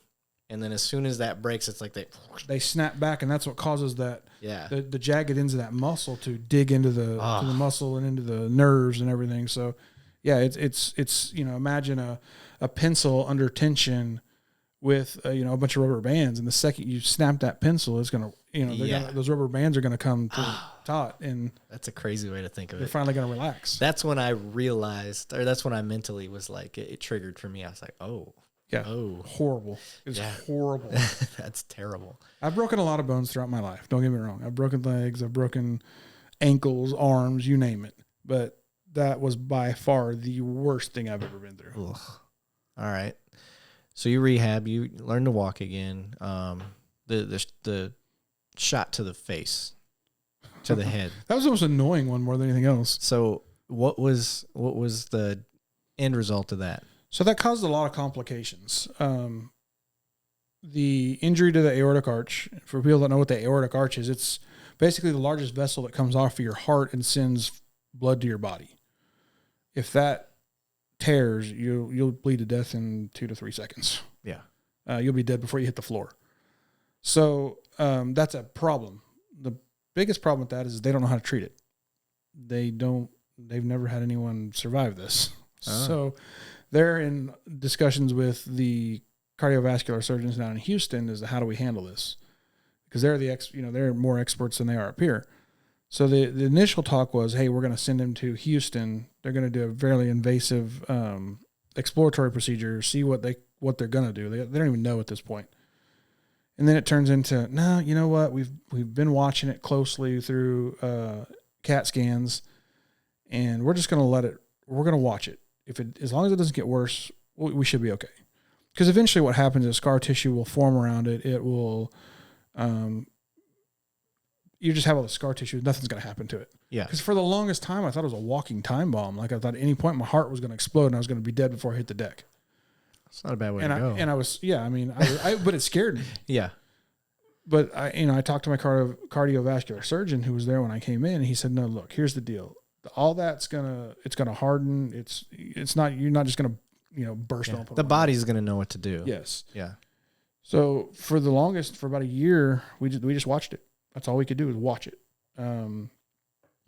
It caused a lot of problems with my face. Obviously, my wife was freaked out at first because when it initially happened, it made my face droop really bad, kind of like you had Bell's palsy or you had a stroke. So my face was just literally hanging down, like my face was melting off. Yeah. And my wife was freaked. She's like, "Oh, he had a stroke. Which is not uncommon when you're laid up and you've got blood clots, and it's not an uncommon thing." So they took me and checked me. He didn't have a stroke. We don't know what's going on. For the longest time, they didn't even know there was a bullet wound. They didn't really figure out it was a bullet wound until hours and hours later. Wow. They started following the path of these bullets through my body because they were trying to figure out how they ended up where they ended up. And they started basically retraced it from my lung all the way back up my body to my face and realized, oh, crap. I think that was one thing we forgot to mention is when they pulled me out of that mesquite bush, it looked like I got in a fight with a Bengal tiger. Oh. So I was cut all over my face, all over my arms that were exposed. I mean, it was bad. Yeah. So they just thought it was just a scratch on my face that was bleeding. They didn't even put two and two together at the time because it wasn't bleeding very bad. Yeah. And so really, so now, I have a metal plate in my jaw where it broke my jaw. Does it go off at the airport? No, surgical grade titanium doesn't go off at the airport. I've asked. But they do ask you if you have any surgical medical in your body when you go through this. And I have to tell them yes. Sometimes they run you through a regular metal detector. Sometimes they run you through the one where you stand there like like you're a cartoon character. Yeah. It just depends on where you're at. Okay. So I have a metal rod in my leg for that femur break. Because it's not your traditional break like, oh, it cracked. No, it blew out a segment of bone about an inch in diameter. So the bullet went right through it. Oh, yeah. And it just disintegrated. It blew it into, hundreds of pieces. Mm-hmm. So now they have to guess how long to make my leg again. They have to find a way to get it to heal. So right above my knee, a normal bone is, we'll say, 1/2 inch in diameter, 3/4 of an inch in diameter. Mine looks like this. It's all palmated because all they could do was take that bone and press it back as close as they could get it back to the bone, and the bone just filled it in. Oh, okay. So, and I've got pictures I can show you. That's cool. Of how it looks now. Okay. That'd be fun. So, yeah, I mean, I've got all kinds of pictures. I like that stuff. That's fun. Yeah. As long as it's just those pictures. Yes. I don't want any selfies of nasty stuff. No. I do have the crime scene photos though. Oh, really? Yeah, I do. Okay. Nice. Okay, so the one part that we got the damage down. So your recovery time, you learn to walk again. Speech, anything like that, jacked up, eyesight. No, nothing crazy like that. It was hard at first with the drooping of the face. I couldn't drink. I had to drink out of a straw out of the side of my mouth. But other than that, no. I mean, it was okay. The wound wouldn't heal. So I remember that. I remember you had that. I had for 10 months. We were constantly treating it because it wouldn't heal. Well, I ended up going to a plastic surgeon, and who told me, well, yeah, when that bullet went through your face, you have all these lacrimal glands which cause your mouth to have saliva in them. So when you chew or, So he said, well, when it went through there, it nicked one of them, and it's pumping saliva into the wound. Weird. Yes. So the problem with that is that wet wounds won't heal. Yeah. So I got Botox at 36 years old. Okay. Horrible. Why would anybody pay for that? First off, Does it hurt? it's horrible. Yes. Oh, okay. I wouldn't. It's the worst ever.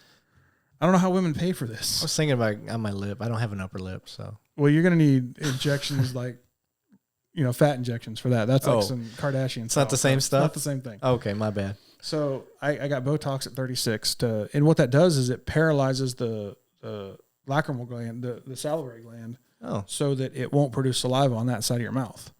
And it allowed that wound to heal because all my wounds basically we had to pack so they heal from the inside out. Because if they heal from the top, they will get infected. Yeah. It's inevitable. It's gonna happen. It looks like it's healed on the outside, but inside it's going to town. Yeah, it's going crazy. Yeah. So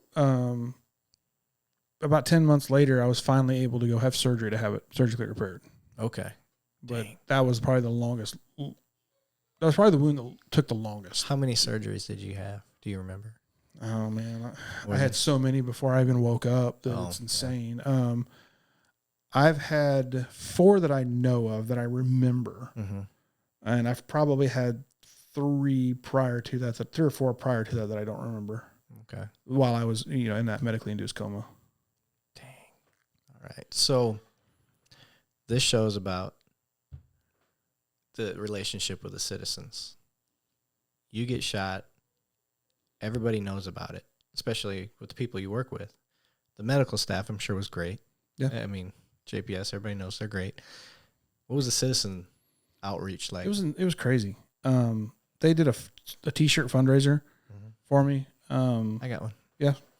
A lot of people do. I still see them to this day. Yeah. I actually found one on sale at Goodwill the other day. Hey, yeah. See? So, raised a ton of money through selling these Team Peer shirts, which I was, when they were doing it, I was still kind of in left field. Just the sheer amount of drugs they had me on to keep me from hurting myself at the time, unknowingly, were just insane. Yeah. So it took me a while to kind of come out of that fog. I had real bad hallucinations. I mean, it was crazy. Really? It was bad. Yeah, it was pretty bad. Oh man! If you asked me at any given point, I was in like 7 different states, and I had like 10 different hospital rooms. All from the drugs? Oh yeah. Wow. Horrible. It's what they call ICU psychosis. Okay. Because you don't know what's day and what's night. All right. I never heard of that. Yeah, and it's legit. I asked my wife at one point. I thought there was a rat on the ceiling. Come to find out, it was just a sprinkler head. Okay. So I mean, if that gives you any idea how bad it was. All right. Yeah, it was odd. I remember the first things I said to Brandy when she showed up. The first time I remember her coming to see me, and I think that was the kind of relief at that point because people knew I was going to be okay. That I didn't suffer any sort of neurological damage, no brain damage, nothing like that. I remember she showed up and I had just had the tube pulled out of my throat. They just extubated me. Well, the problem with a breathing tube is it really does quite a bit of damage to your vocal cords. So my voice was really raspy and real quiet because I couldn't hardly talk. Mm-hmm. And I remember her showing up and she said, she told me who she was because I was having trouble recognizing people for a while. And she said, "Hey, it's Brandy." And I looked at her and I go, I'll never forget this because she makes such a big deal about it. She goes, "You lied to me. You said you'd meet me here." And because she never did. She couldn't get in. Oh, and that's a hot button for her. Okay. Because she shows up with my blood all over her pants and all over her shirt. And she goes to come back there to see me and they won't let her come back. But the chief at the time walks up and they're like, "Oh, Chief, would you like to come through?" And she lost her mind. Oh my God. Yeah. You'll have to ask her about it sometime. She didn't try hard enough. Yeah, clearly she didn't. She didn't want to be there. She didn't want to. So yeah. Luckily we had a teammate there that took her back out to the scene and she helped with the recovery of this, bad guy number 2. Okay. But I got recognized everywhere. Literally everywhere I went. My wife and I would get stopped. I remember one time we were at Sam's down in Burleson because we used to live in Burleson. Mm-hmm. And we got stopped like no less than 6 times in there just trying to shop. Dang. And I was like, this is weird. This is so weird because that's not my personality. Yeah. That's not what I want my life to be. Yeah. I'm that kind of guy that if there's an event going on, I want to be able to like sneak in the back door, watch a little bit of it and disappear and no one is the wiser I was there. Yeah. I'm not missed. But we couldn't go anywhere. Could not leave our house without getting recognized somewhere. How long was it before you started doing the tours? That's the way I just call it, a tour. Well, that's a good question. It probably didn't. We probably didn't start doing it really until almost I was back to full duty. Okay. There was a couple of stuff I remember doing on light duty. Because you had a goal of when you wanted to be back. I remember that. I did, and it was a horrible goal. It was so stupid. I thought it was not, but I didn't understand the extent of the damage. Nor did I. Yeah. So my goal was a year. Yeah. I was like, I can be back in a year, no problems. Easy piece of cake. Yeah. Came back at like 9 months. Horrible. I mean, came back to light duty at 9 months. Yep. No, it's 7 months because I remember after your first 6 months, they're like, okay, you've been on no days for 6 months. We got to, and it was horrible. It was awful. I really think that was stupidity on my part. Mm-hmm. It set me back probably 6 to 7 months in recovery, I think. Ooh. Was that a pride thing? Yeah, absolutely. Yeah. It absolutely was. Because I wanted to be back. I wanted to be back at work. I wanted my life to go back to normal. Yeah. Even though it never has and it never will. Yep. All I wanted to do was go back to work. That's all I wanted. I was tired of sitting at home. I was tired of the hours and hours of grueling therapy. I just wanted my life to go back to normal. I was tired of walking with a walker. I was tired of walking with a cane. I've never been a runner, but I've never wanted to run so bad in my life. That's how serious this is. Yeah. So, but the support was nice. The support was kind of, I think, what drove me to come back. Because I think at any point I could have walked away and no one would have said a word to me. Mm-hmm. Not a word. But my desire to help others outweighs my want to sit on my butt and, have a cush retirement for the rest of my career. Right. I wanted to come back, plain and simple. Mm-hmm. And yeah, I'm 12 and a half years into a 25 year. I'm literally at the halfway point right mm-hmm. now. And part of me is like, man, that 12 and a half years went by quick. And then I run it. I'm like, God dang, but the last 5 years have been hell on wheels, you know? Yeah. So there's a give and take there. Okay. But I wanted to come back for the community because the community was there for me. Good. Sweet. Cliche, but it's true. You're a huggable guy. Yeah. So supposedly. Don't tell everybody that, please. Right. All right.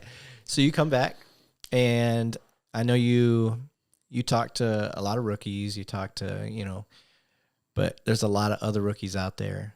What advice do you have? Never quit. It's simple. I could have very easily taken the victim mentality in this whole thing. Mm-hmm. I could have said, well, screw it, I'm done, and not fought as hard as I did. I could have taken a medical retirement and not come back and been like, no, I just don't feel like it. Yeah. And, we'll live just fine. Mm-hmm. But to me, in my mind, that was losing to the bad guy. And I'll be damned if I'm going to lose to that asshole. Yeah. I'm not, it won't happen. Good. That really was my driving force is, look, yeah, I'm jacked up, but I refuse to lose to that guy. Yeah. And that was my driving force to come back. That's my driving force to say, look, I don't care how bad it is. You don't quit. You don't get to quit until your body just can't do it anymore. There's a guy who was a Florida sheriff's deputy in one of the counties in Florida, and I can't remember which one it is, but he makes the comment of, if I would have died that day, I never would have known the difference because I was going to fight to my last breath. Yeah. And that's kind of how I felt. Look, mm-hmm. even if I die today, I won't know the difference because I'm going to die fighting. Good. And, I kind of tell that to a lot of rookies because I remember coming through the hiring process, and it's intimidating as crap. Mm-hmm. And I remember Corporal Bruno at the time saying, look, to quit would be disrespectful to everybody that wants to be where you're at. And don't disrespect them. Mm-hmm. If they fire you, you can't do it. Okay, fine, great. But do not be a quitter. Yeah. There's certain things I can handle. Like a quitter's not one of them. Yeah. Oh, I like that. I obviously, as soon as you were available, because I was teaching at the academy at the time, had you down. You were talking to my guys, my recruits, and the impact as soon as you because they hold it together while you're there, and then as soon as you leave, it's like it was a wake up call. I often wonder what they think when I walk out. Are like, is this guy for real? Yeah. Most of the time, it's I have to give them a break, and then I have to give them. I don't have to, but I gave them time to sit and just process, talk to each other. Almost like a debrief. Yeah, just to let them figure it out. Yeah. And I can't say for certain, but it did. People quit not too long after, inevitably. And whether it was because, they wouldn't come out and say. Because they didn't want that to be their life? like they just didn't have the commitment to it. They had the idea, everything sounded good, and the romance of being the heroes there until they meet the hero and they realize the struggle after. Yeah, you're gonna take your lumps. Yeah. So, and I try to tell everybody, like, no one wins in a fight. No one. No. So in your case, you won, but I won, but I got my ass whipped. Yeah. So mentally, we talked about the physical part. Mentally, we'll start with you. Where were you at mentally when you started? You were recovered. Was there a, I don't want to use the word gun shyness, but was there a gun shyness coming back? No. I kind of played it slow because I got out of the hospital setting in like late May. That's not true, mid-May. And of course, 4th of July is right around the corner. And I wasn't sure how I was going to react because I had been at home the whole time. Mm-hmm. I wasn't going anywhere. Obviously, I wasn't at work. I wasn't sure how I was going to react. So I remember that first 4th of July, I told my wife, look, oh, sorry, it's been a long day. He came from work. Yeah. I'm going to go into the bedroom. I'm going to put some earplugs in. I'm going to take like half a bottle of NyQuil, and I'm just going to go to bed because I don't know how I'm going to react. And my anxiety was super high at the time. Mm-hmm. So I'm just going to take it easy. And I did. Didn't have any issues that I recall. And then started kind of working my way back in towards going back to work. And I remember my wife and I and my brother and sister-in-law, we were at a movie one night and a shootout scene started. And I remember sitting there and my heart just started to pound. And it happened so fast that I didn't realize what was going on. Like, why is my heart doing this? And then I wrote, oh, well, they're having it's a shootout scene. That's why I'm doing that. Yeah. So you subconsciously, I was freaking out, but I was like, it's really not that big of a deal. My body just started doing stuff before I realized what it was doing. Okay. But once I realized what it was doing, I was like, okay, knock it off. It's not that big of a deal. Mm-hmm. And I was fine. So no, to say, I was going to go gun shy. No, I never was so much that. I do remember coming back, and one of the first calls I had was a guy walking down the center median of the freeway, and I pulled up on him, and he wouldn't take his hands out of his pockets, and I felt my heart rate go through the roof. And that fear kind of creeps back in. Oh God, here we go again. Mm-hmm. Nothing ever happened with it. He took his hands out of his pockets. It was fine. But, I caught myself being more hyper aware of certain things. Mm-hmm. But really, no, mentally, I think I was okay. I never had nightmares about my shooting. I never feel like I lost sleep because of my shooting. Mm-hmm. I lost sleep mainly because, there's still a lot of residual pain from all this stuff, but not due to mental issues. I think the only thing I really struggled with was anger. Okay. I was angry. And I came back to work, and it kind of manifested at work. And then I got mandated to go to counseling, which I'm okay with. I mean, I wasn't upset about it. Yeah. So I got pulled into my supervisor's office, and he basically said, look, he said, I want you to go to seek counseling. I want you to do X, Y, and Z. And if you don't do that, you can't come back to work. I'm going to deem you incompetent, unfit for duty. Yeah. So I was like, okay, no problem. I'm cool with that. What's the worst that could happen, Yeah. So, and I think that really surprised them. I think they expected me to get angry, have a lot of pushback towards that of like, no, I'm fine. I don't need it. I don't need it. Yeah. This is ridiculous. That's, because there's a lot of stigma that goes along with that. Yeah. And I was like, okay, no problem. And I went and did it. And I think I learned a little bit about myself and kind of the nature of which I am. And I'm sure it did help me to a point that I don't recognize today. Mm-hmm. Cause there's still anger about this, this butthead shooting me. Mm-hmm. But I always tell everybody, a lot of that anger was the fact that it was unfinished. There was unfinished business at that time because bad guy number 2 hadn't gone to court yet. There was still a looming trial. And I didn't realize the impact that trial hanging over my head had on me mentally. because once that trial was over, it felt like a dump truck was lifted off my back. Really? Yeah. I mean, and I didn't recognize that. But the day it was over, the day he got sentenced, and I was like, I feel like I can breathe again. Yeah. Like I don't feel angry about it anymore. Yeah, it didn't go the way I wanted it to go, but it's over. Mm-hmm. It is over at this point. So looking at that as an outside person, part of me thinks, what is your hang up with that kid, that guy, versus the guy that did the actual deed? I think I wanted him to be held accountable for what his dad did, because this is the son of the guy that. Yes. The letter of the law states that he's just as criminally liable as the guy that shot him. Yeah. The courts wouldn't take it. Some things were done that were just a little bit out of characteristic for even the DA's office, because they were adamant about it. But it didn't go the way I wanted it to go. Gotcha. And I don't really care about that so much. It's just the unfinished business, I think, really had it was an unconscious effect on me that I didn't even recognize. Okay. Because once it was done, I was like, well, yeah, I'm still pissed off it happened. Who wouldn't be? Yeah. But I'm not angry to the point where it's like affecting my work. Okay. Or affecting even my home life. Yeah. So where are you at now with the way you feel towards the son of bad guy? He'll get his. Yeah. So was he, because I don't know much about him. I only knew about the dude that shot you.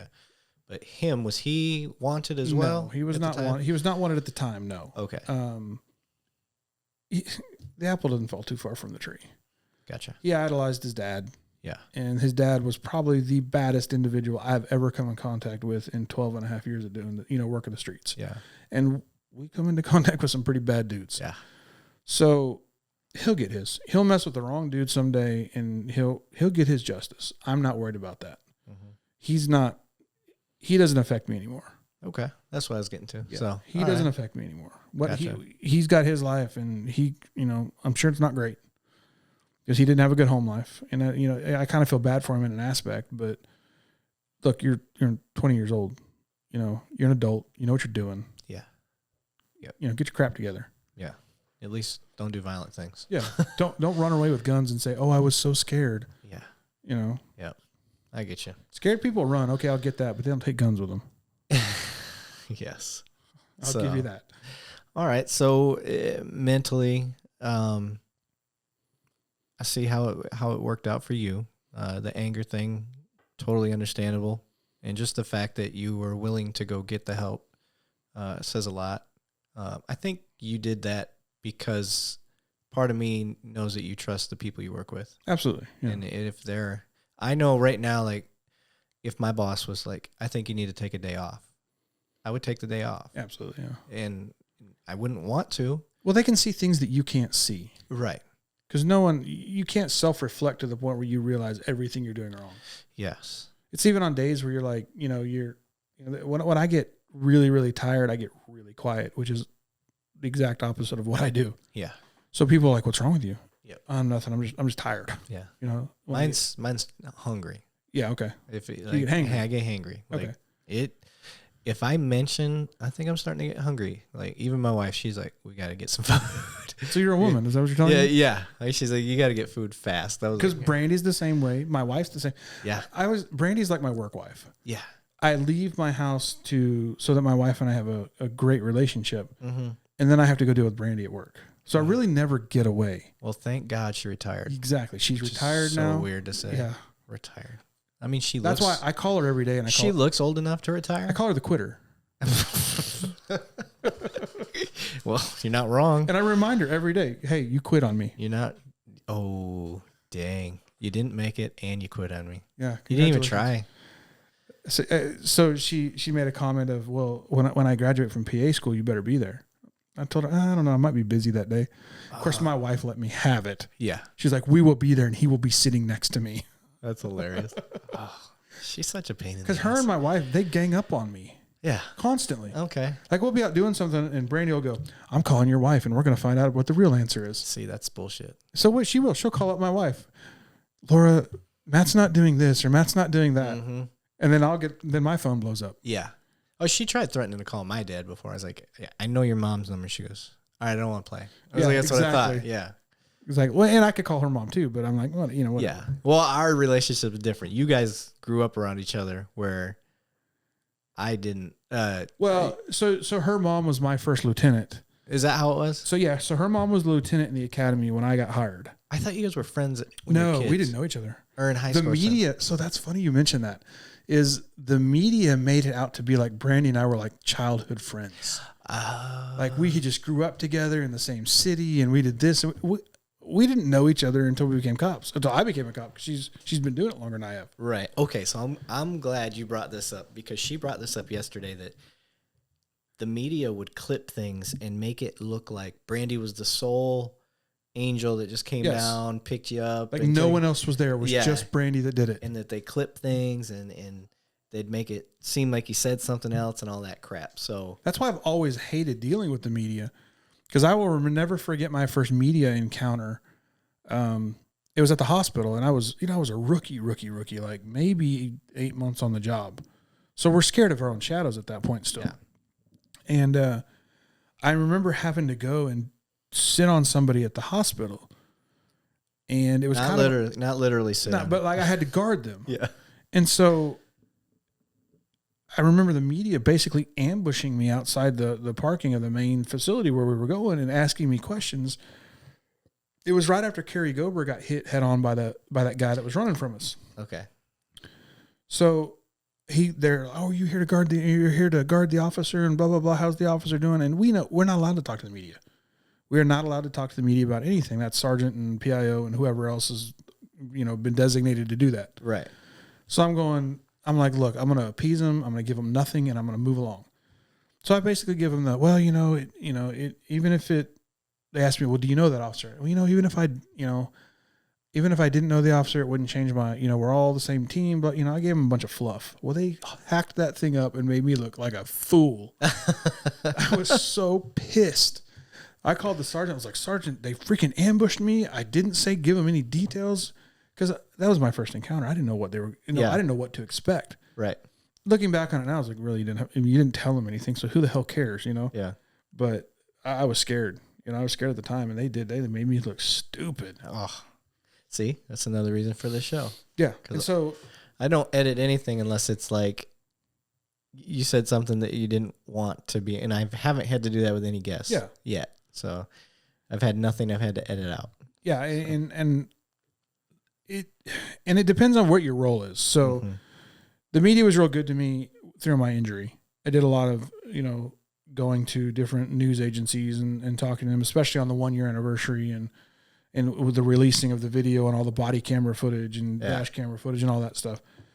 So they were good to me about that. And I haven't had a problem with them since, but I still don't trust the media as far as I can throw them. Right. I'm still very careful around them. Do I count as a media now? No. I was wondering that. Like, do I count? No, not at all. Okay. I didn't think so. Because we can cuss here. That's true, and we can drink. You can't do that. You can't do that. No, we're just hanging out. Yeah. There just happens to be mics and cameras in here. Whatever. Cool. That's all it is. So no, Brandon and I always talk about this. So we talk about how there are a few things that we will never not mention when we talk about my shooting. Is the fact that she was not the sole rescuer. Mm-hmm. That there had to have been 350 officers out there at the time. It was a 4.5 hour long mission. Mm-hmm. She didn't just do that. And not everyone's getting the credit that I think they deserve. Yeah. That this wasn't a coincidence that all this stuff happened, that, 1 millimeter off didn't go through my head. Brandy's at work and she's not supposed to be at work, and Care Flight just happens to be out in the area. Yeah. Those aren't just coincidences. Yeah. There's a spiritual aspect to it, that I think God had a hand in all this, because there's no explanation of when I show up at the hospital and they give me a 10% chance to live, that I live. Yeah. Especially with all the setbacks we had through surgeries. Yeah, the mud and couldn't even get out of there. Even in the hospital, man, at one point I got into a coughing fit and blew sutures open, and, had my abdomen was split wide open. Oh. Yeah. It was like a scene from how I'll relate to you. You know how in Star Wars, yeah. when they're on the frozen planet, And that two-legged thing mind you, I'm not a big Star Wars guy. Yeah. But you know what I'm talking about. He takes the lightsaber and splits the stomach open of that animal. And that's how he hides inside for warmth. Yeah. When he slits him open, that's how I looked. Oh. Yeah. Gnarly. Yeah, pretty crazy. Were you like... Hey, oh, yeah. Oh, you could see it. Laura, my wife, was in there when it happened. Oh.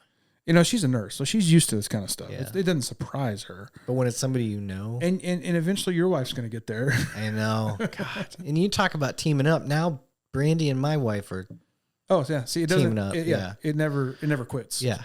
Just like, be aware. Like, talking about gaining weight while you're in... Well, and all that. And it doesn't help that Brandy's mom and your dad are such good friends too, because they worked together for so long. I know.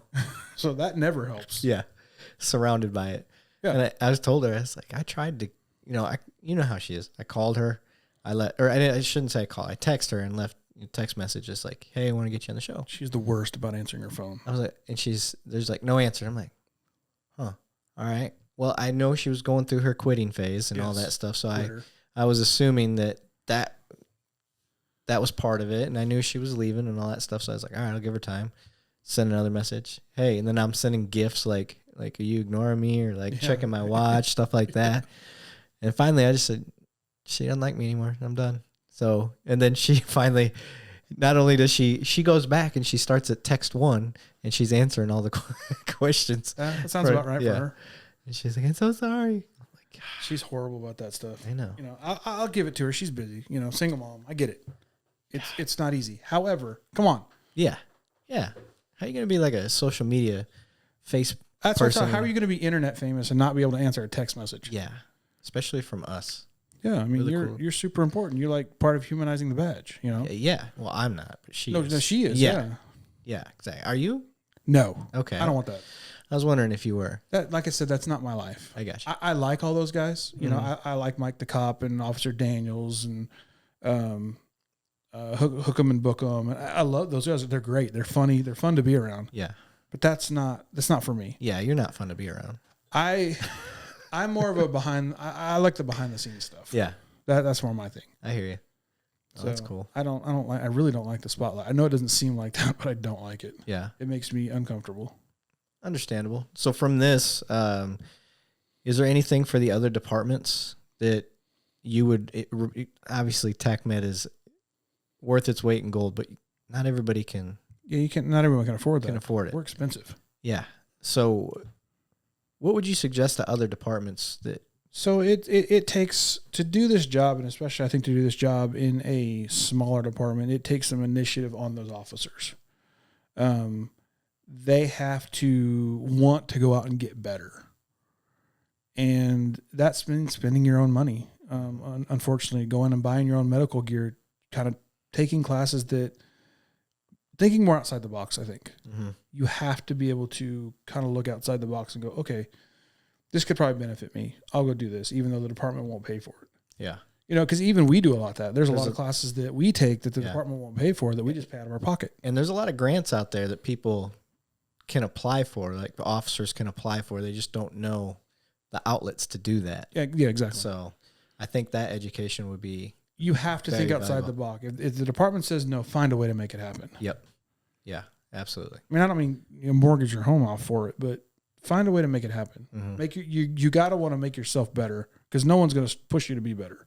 Right. And I try to show people that it's not a job, it's a career, but it's not just it's we're on that cusp of blue collar / white collar, because we do more schooling than most people know about.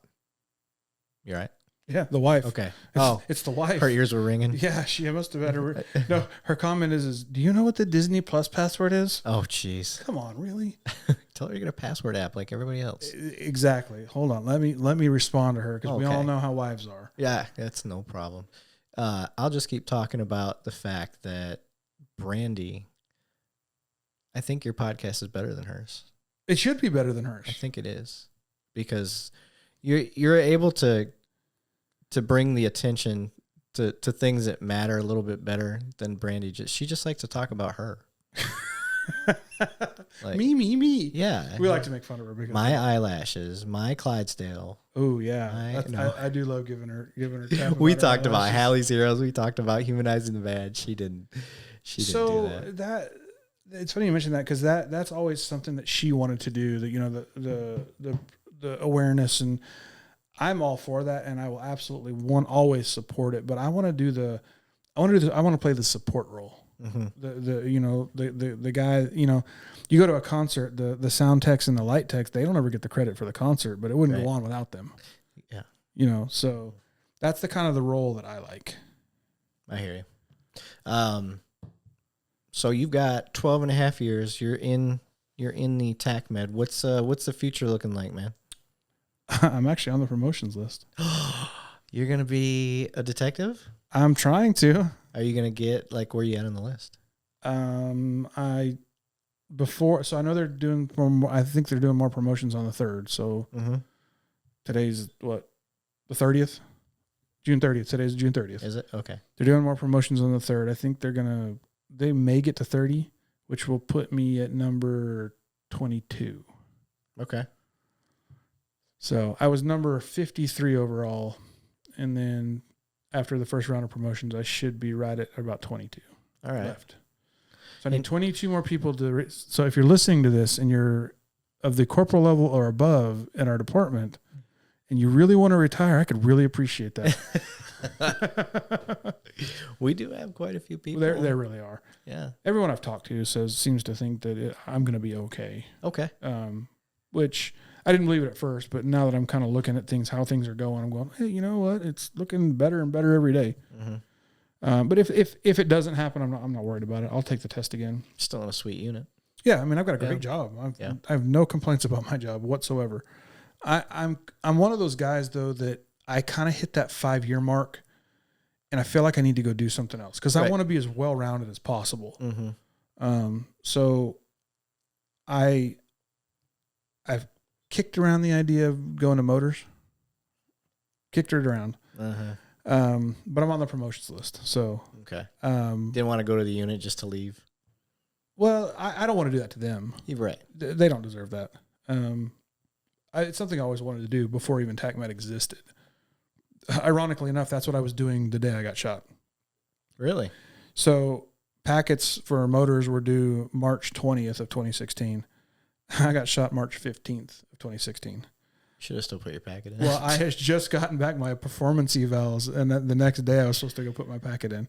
Okay. I missed the deadline, needless to say. Well, that's not fair.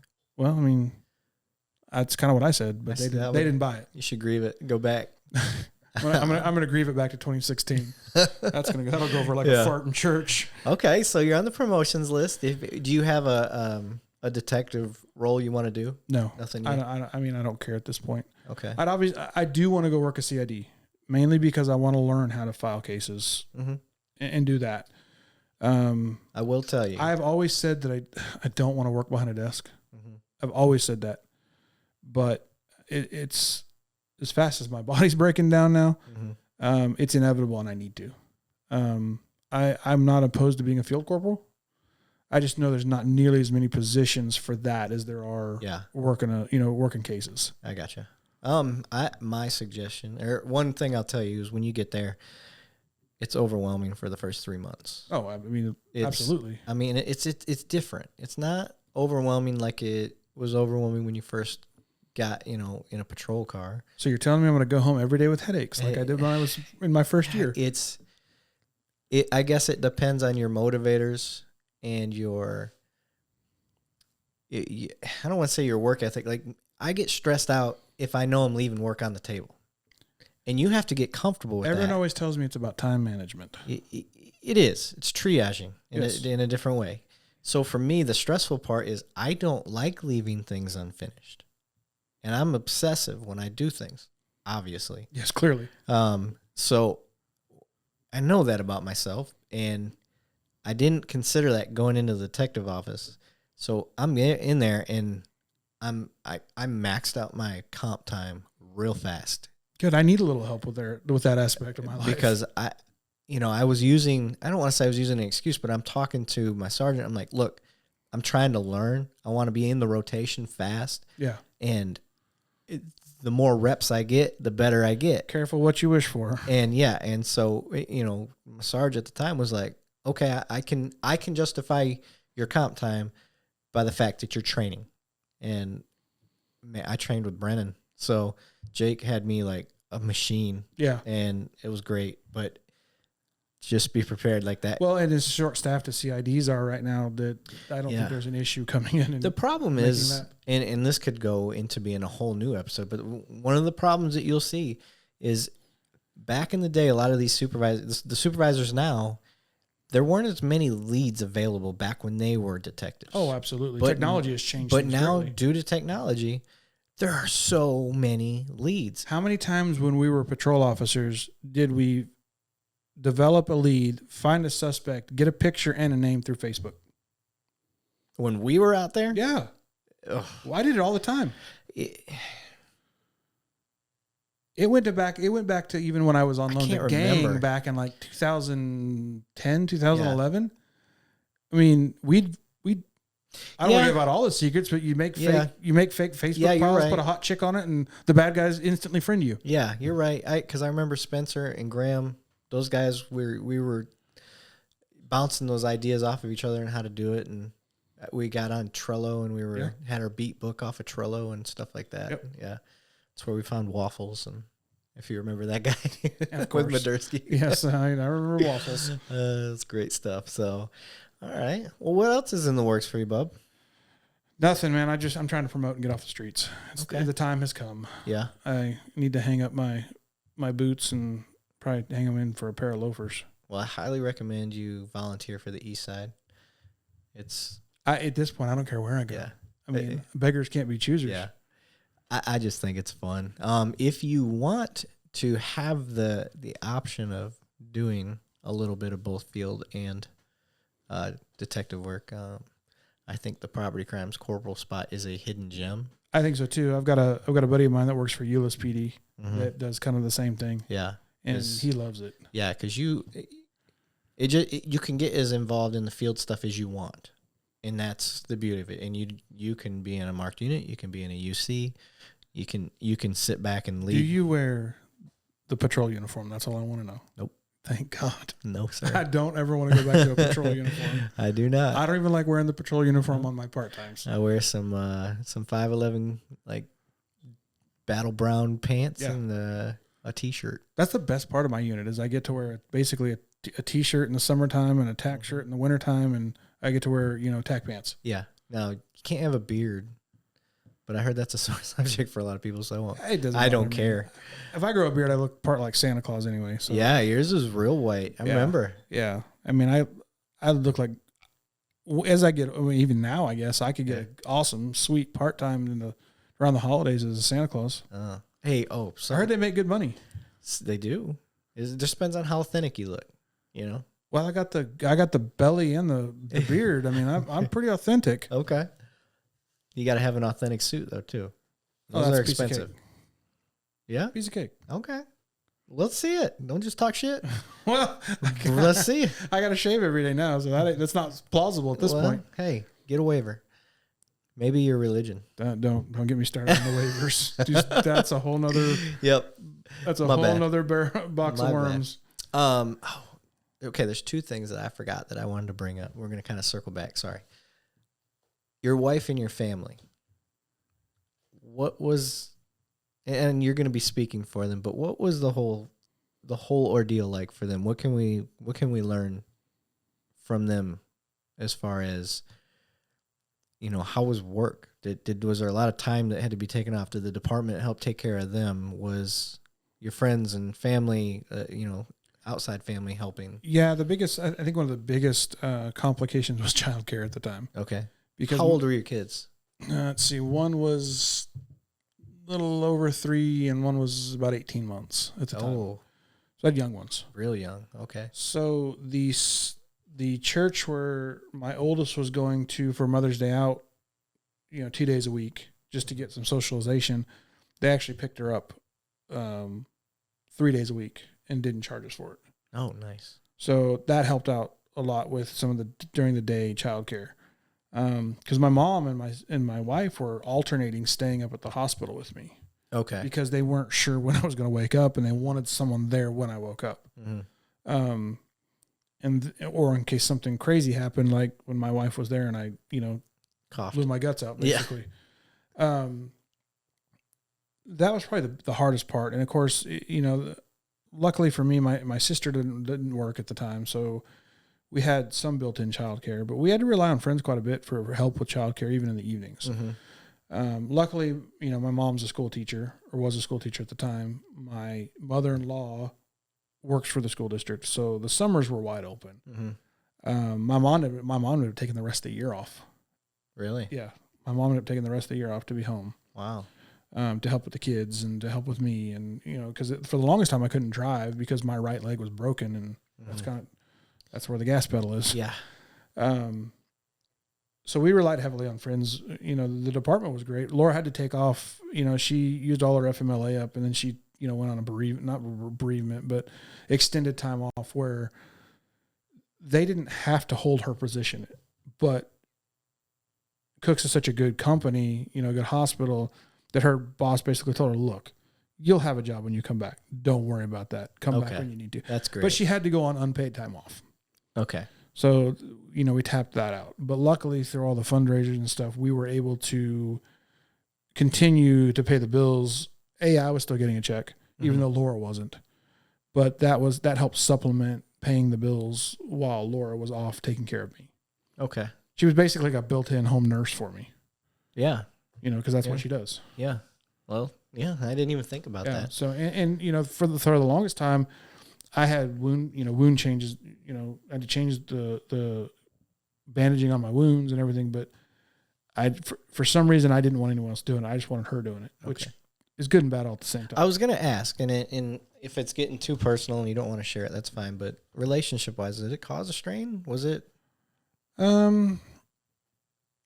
I don't know. I really think I've never asked her that, to be honest with you. Yeah. I've never really had that conversation with her. You didn't have a perception of that. I felt bad I felt bad because she had to basically wait on me hand and foot. Mm-hmm. When I first got home, I couldn't get out of the bed by myself. I couldn't go to the bathroom by myself. My wife's having to wipe my butt, basically, literally wipe my butt. Yeah. Because I can't do it because of my broken leg. I can't take a shower by myself. I can't do anything by myself. Yeah. I can transfer from, a recliner to the wheelchair, but the wheelchair, I can't get through the house. So I use my walker quite a bit. Mm-hmm. Yes, I'm sure she was stressed out and drained from it because it was a lot of work. Right. Now she's taking care of 3 children instead of just 2. Yeah. I didn't see my kids at all for the entire time I was in the hospital. I didn't want them to see you like that. Yeah. I remember Laura asked, and she's like, we can bring the girls aren't supposed to be up here, but they said we could bring Madison, who's my oldest, up. And I said, no, I don't want her up here. I don't want her to have a mental image when she's that young of me with all these tubes and, just looking horrible. Mm-hmm.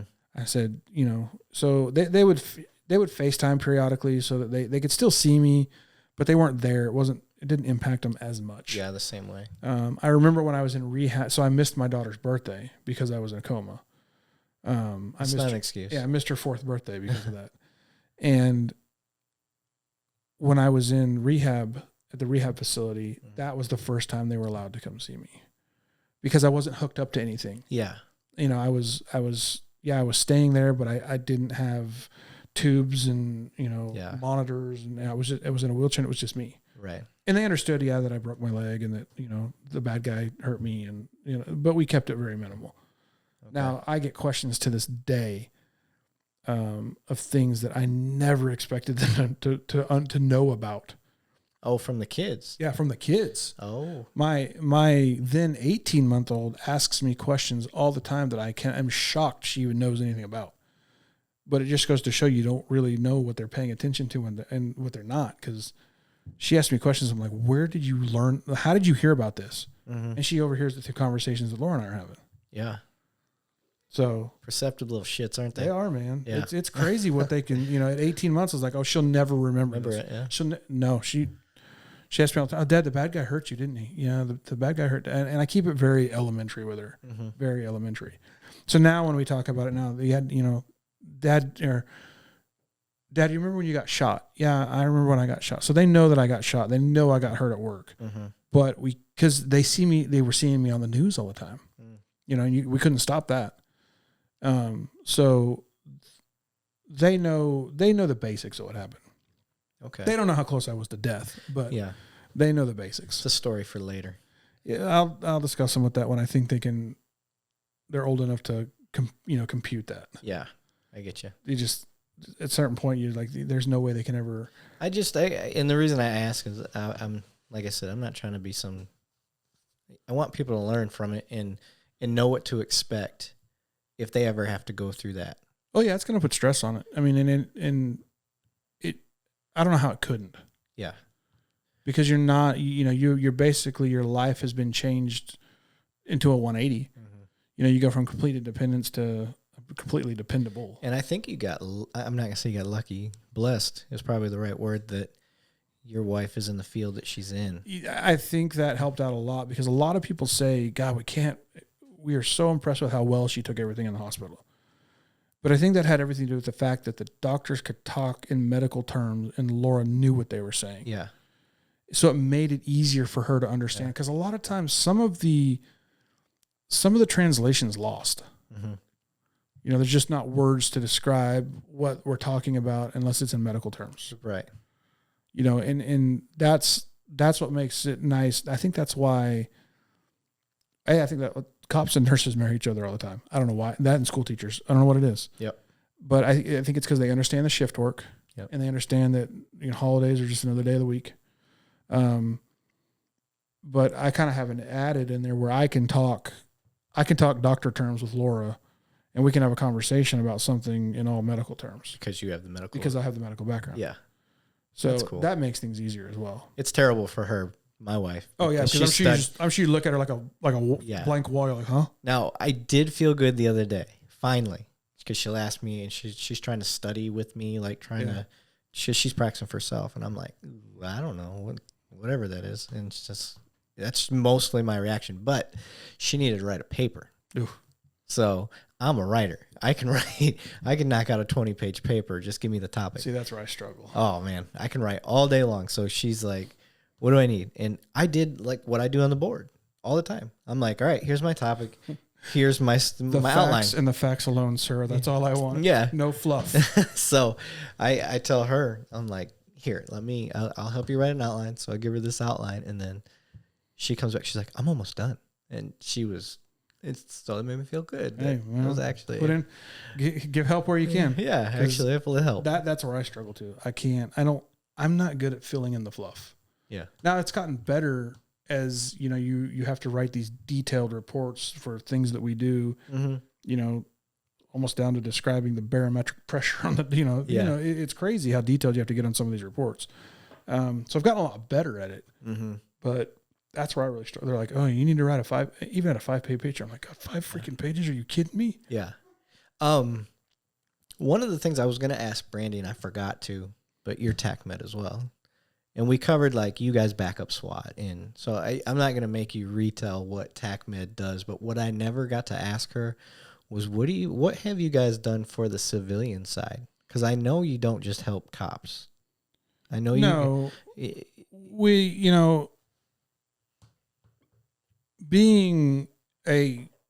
want to help everybody, right? Even if it's something simple. Yeah. Even if it's a bad guy. We have a lot of incidences in the city where even our skills that we teach these officers have saved the lives of citizens. I mean, we have countless instances where that's happened. Yeah. So it's not just a benefit to Fort Worth police officers. It's actually a benefit to the city, and we can prove that through incidences where an officer has taken something that we've taught them and applied it, and through that application, the person makes it to the hospital. Because really, that's our goal. So we got to get them to a hospital. We have to get them to definitive care. Once they make it there, that's on doctors, because they have a lot more technology. They have a lot more to work with. They have all the fun toys and gadgets. Yeah. So that's our goal, is to get them alive to the hospital. you know, and if they live, sweet, you know, that's what we really want to happen. But yeah, you don't find too many people that are like, oh, nope, you're not a police officer. I'm not going to be able to help you today. I mean, I'm not going to put a Band-Aid on your little wound here. Yeah. So yes, while the goal of the unit, the reason it was designed is to save Fort Worth police officers' lives. The citizens reap that benefit as well, because if we don't have an injured officer, then by golly, we're going to help somebody else. Because the days of standing around and saying, oh, you know, an ambulance is on the way, just keep waiting, that's long gone. Right. Because a lot of our job is perception too.